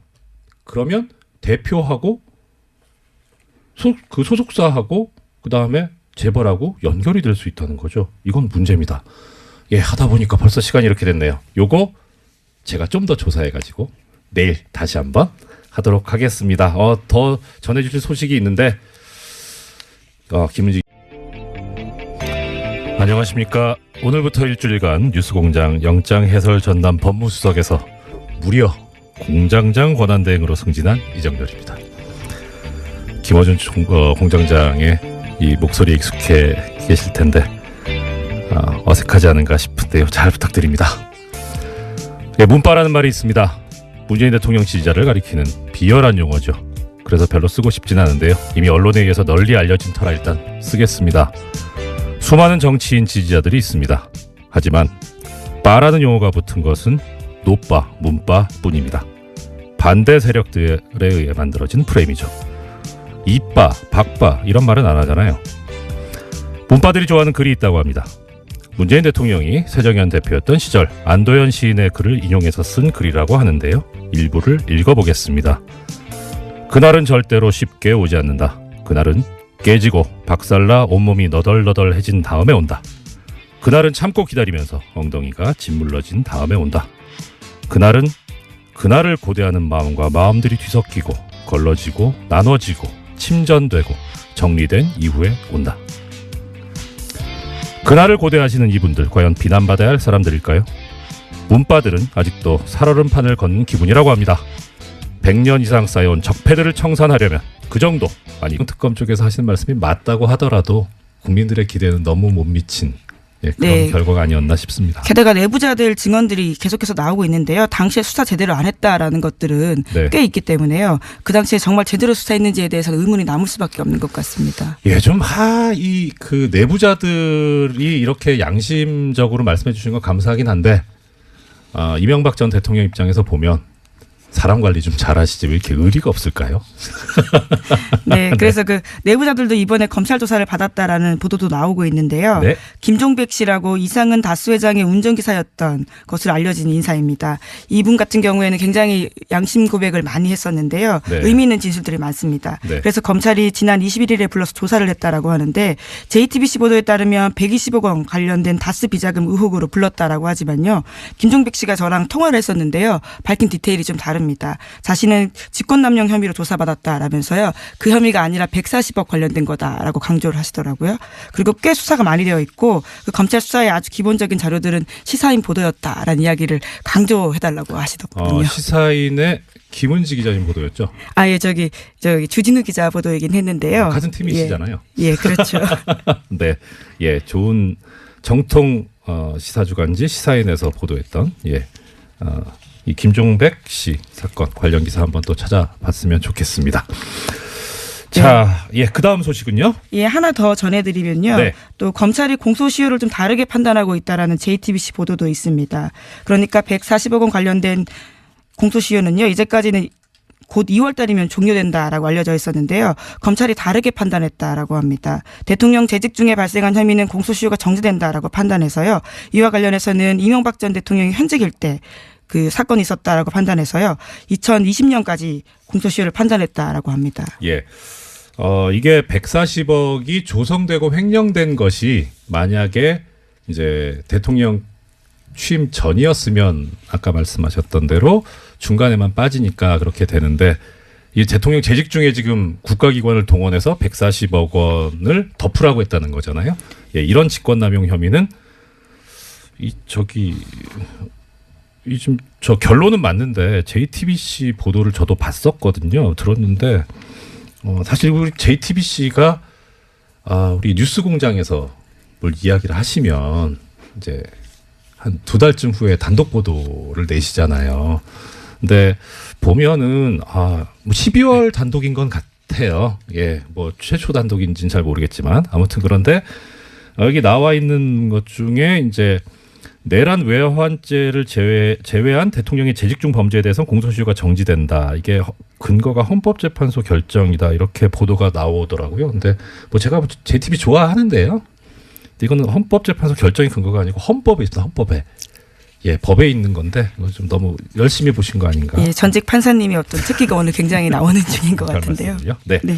예, 아무튼 예, 일단 공소시효가 좀 여유가 생겼다. 그래서 지금 다스가 누구 것이냐라고 우리가 많이 문제를 제기하고 있고 또 플란다스의 계획까지 지금. 네, 그렇죠. 예, 이제 국민들이 차분하게 또 꾸준하게 나가고 있는 모습들이 결실을 향해서 가고 있다라고 하는 아까 김은지 기자님 말씀이 좀 가슴에 와닿습니다.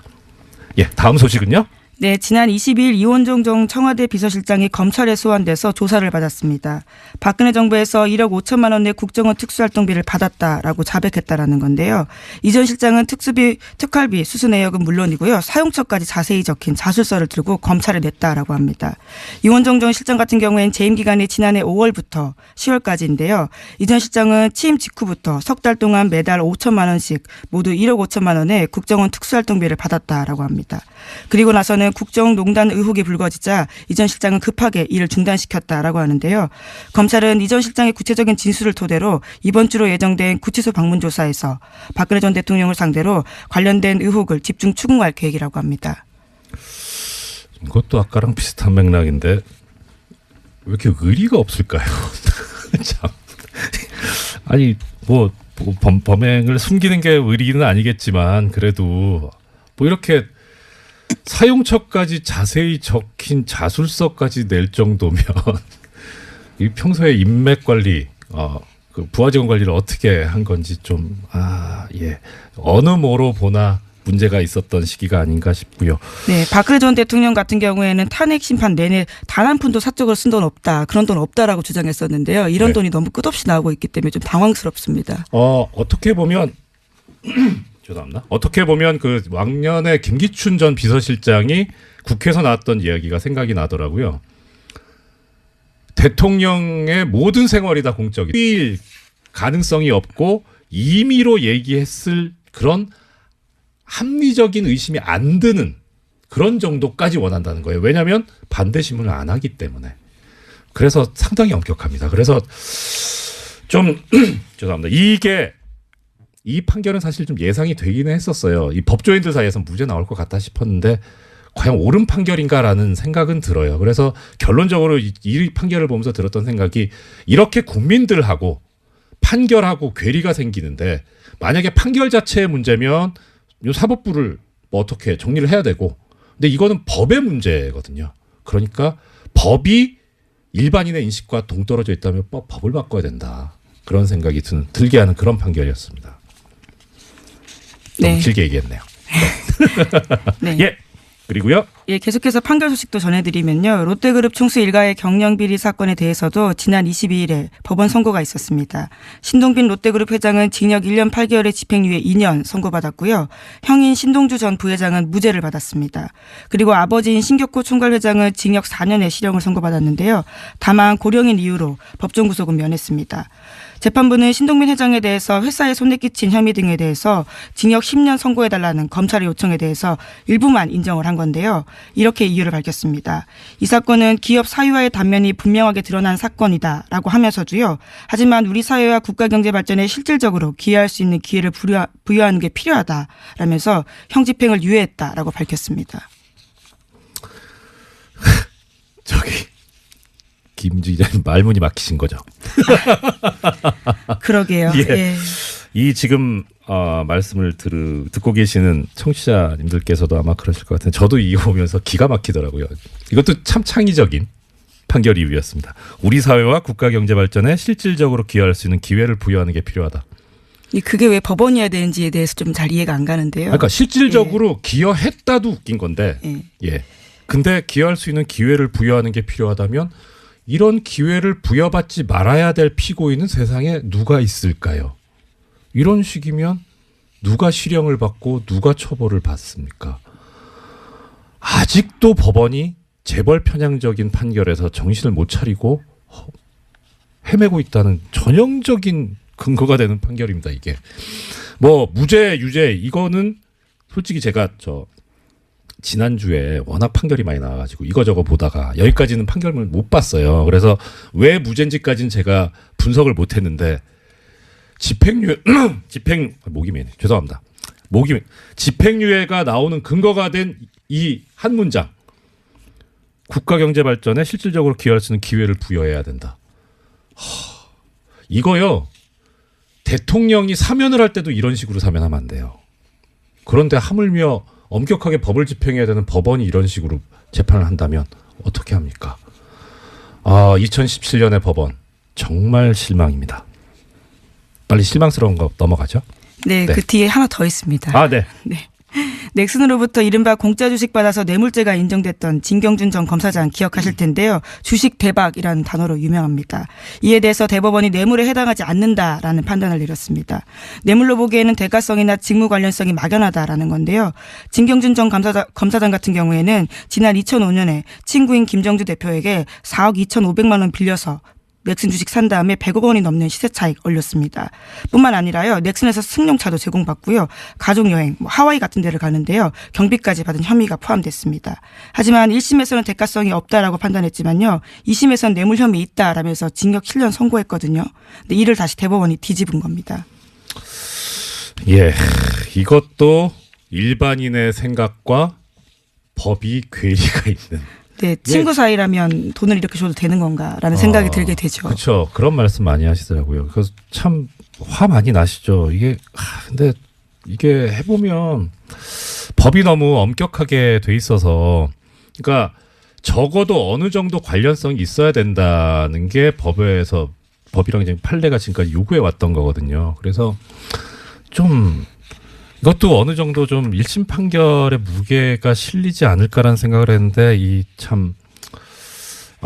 걱정은 항상 현실이 된다고 그것도 그렇게 됐어요. 근데 저는 여기서 좀 신경 써야 될 부분이 이거라고 생각합니다.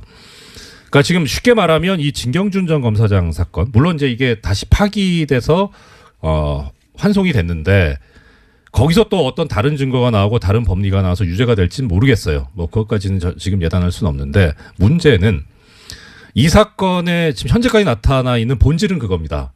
그러니까 쉽게 말해서 보험 드는 거 있잖아요. 그렇죠. 예. 예. 그러니까 언제 내가 무슨 일을 당할지 모르니까. 안녕하십니까. 오늘부터 일주일간 뉴스공장 영장 해설 전담 법무수석에서 무려 공장장 권한대행으로 승진한 이정렬입니다. 김어준 공장장의 이 목소리에 익숙해 계실 텐데 어색하지 않은가 싶은데요. 잘 부탁드립니다. 예, 문바라는 말이 있습니다. 문재인 대통령 지지자를 가리키는 비열한 용어죠. 그래서 별로 쓰고 싶진 않은데요. 이미 언론에 의해서 널리 알려진 터라 일단 쓰겠습니다. 수많은 정치인 지지자들이 있습니다. 하지만 바라는 용어가 붙은 것은 노빠, 문빠뿐입니다. 반대 세력들에 의해 만들어진 프레임이죠. 이빠, 박빠 이런 말은 안 하잖아요. 문빠들이 좋아하는 글이 있다고 합니다. 문재인 대통령이 새정현 대표였던 시절 안도현 시인의 글을 인용해서 쓴 글이라고 하는데요. 일부를 읽어보겠습니다. 그날은 절대로 쉽게 오지 않는다. 그날은 깨지고 박살나 온몸이 너덜너덜해진 다음에 온다. 그날은 참고 기다리면서 엉덩이가 짓물러진 다음에 온다. 그날은 그날을 고대하는 마음과 마음들이 뒤섞이고 걸러지고 나눠지고 침전되고 정리된 이후에 온다. 그날을 고대하시는 이분들 과연 비난받아야 할 사람들일까요? 문빠들은 아직도 살얼음판을 걷는 기분이라고 합니다. 100년 이상 쌓여온 적폐들을 청산하려면 그 정도 아니 그 이상의 시간이 필요할 테고 지금은 그 토대를 쌓아야 할 중요한 시기인데 그래서 정권이 바뀌었어도 마음껏 기뻐하지도 못하고 있다고 합니다. 지난 2012년 대선 이후부터 문재인 대통령 지지자들은 정치인들과 언론들의 잘못된 기사나 정보를 계속해서 체크하고 수정해왔다고 하네요. 이것은 시민들이 정치적으로 더 고급지게 각성해서 정치에 적극적으로 참여하는 정치 변화라고 그렇게 이야기들을 하고 있습니다. 이러한 거대한 정치 변화를 언론이, 정치인들이 단순히 정치인의 팬덤으로만 해석하는 것은 문빠를 혐오로 몰고 가려는데 불과하다고 합니다. 정치인들과 언론인, 이들은 왜 이럴까요? 그들의 엘리트의식, 권위의식을 건드렸기 때문 아닐까 이렇게 이야기합니다. 문빠라고 매도하는 것은 바로 그들의 히스테리 현상이라고도 하더군요. 정치인은 물론 언론들도 반드시 팩트체크를 하시고 틀렸을 때는 바로 수정하시라고 권하고 있습니다. 정치에 적극적으로 참여하시는 직접 민주주의의 구현자, 헌법 제1조 제2항에 쓰여진 것처럼 대한민국의 주권자로 행동하시는 사람들, 이들은 빠라고 혐오되어야 할 사람들이 아니라고 합니다. 이들이 바로 국민이라는 것이죠. 위대한 대한민국 국민 여러분, 존경합니다. 메리 크리스마스. 이상 공장장 권한대행 이정열 생각이었습니다. 고맙습니다.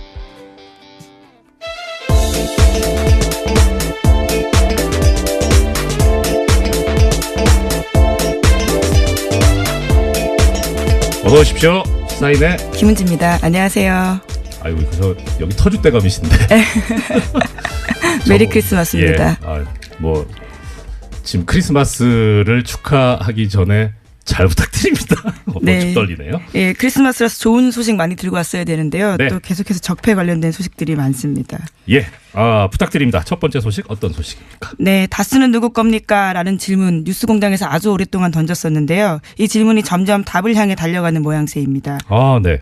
지금까지 BBK와 다스 관련 검찰 수사가 4번에 걸쳐서 이뤄졌지만요. 네. 계속해서 내놓은 결론은 봐주기다라는 의심을 사고 있었는데요. 이번에는 검찰이 2개의 수사팀을 동시에 투입해서 BBK와 다스를 겨누고 있습니다. 첫 번째 사건은 BBK 사건 투자 피해자들이 이명박 전 대통령과 김재수 전 LA 총영사를 직권남용 혐의로 고발한 건이고요. 네. 또 다른 건은 지난 22일에 출범한 다스 전담 수사팀입니다. 다스가 조성에 따른 비자금 120억 원의 주인을 밝히는 계획인데요.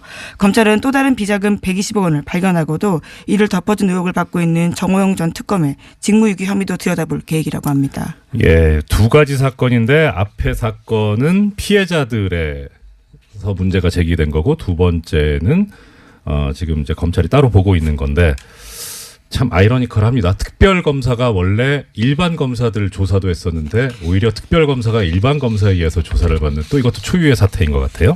네, 그렇죠. 그래서요. 정호영 특검 같은 경우에는 해명을 내놓기도 했는데요. 드디어 네. 자기 입장을 내놓은 겁니다. 네. 전단팀이 꾸려졌다는 소식 때문에 입장 자료를 낸 건데 정 전 특검 같은 경우에는 특검법에 따른 수사 대상은 이전 대통령이 다스의 실질적 소유자인지 여부에 따라서 공직선거법 위반이 되는지 여부였다라고 밝히고 있는데요.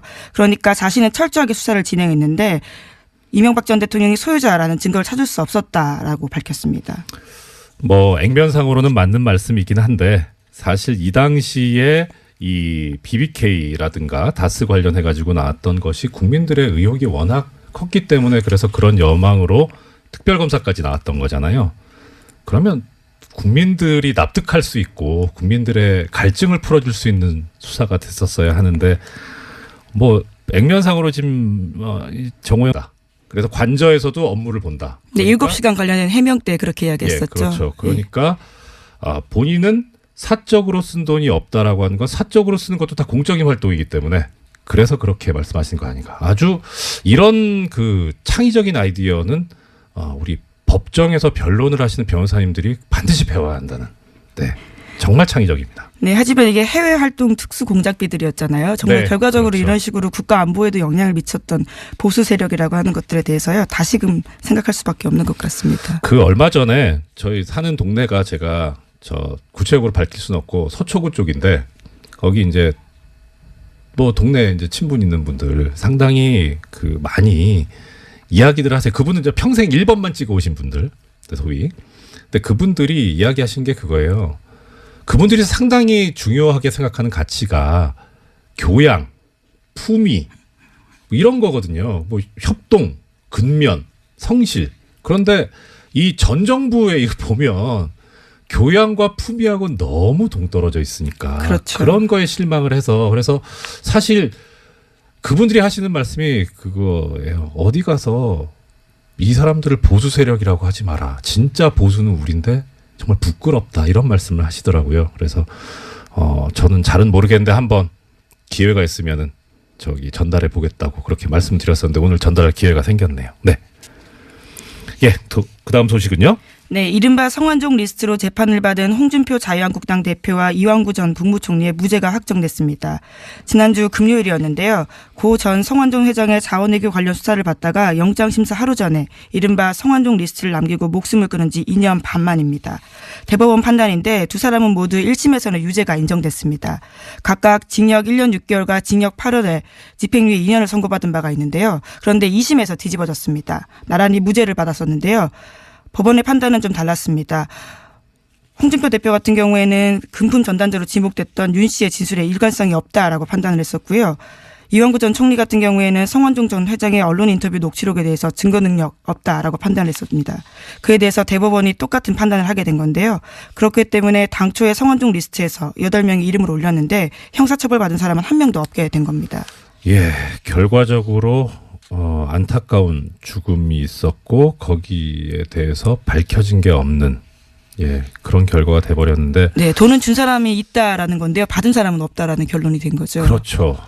이게 참 뭐 법 관련 종사하는 사람으로서 이런 경우에 설명드리기가 상당히 난감하기는 해요.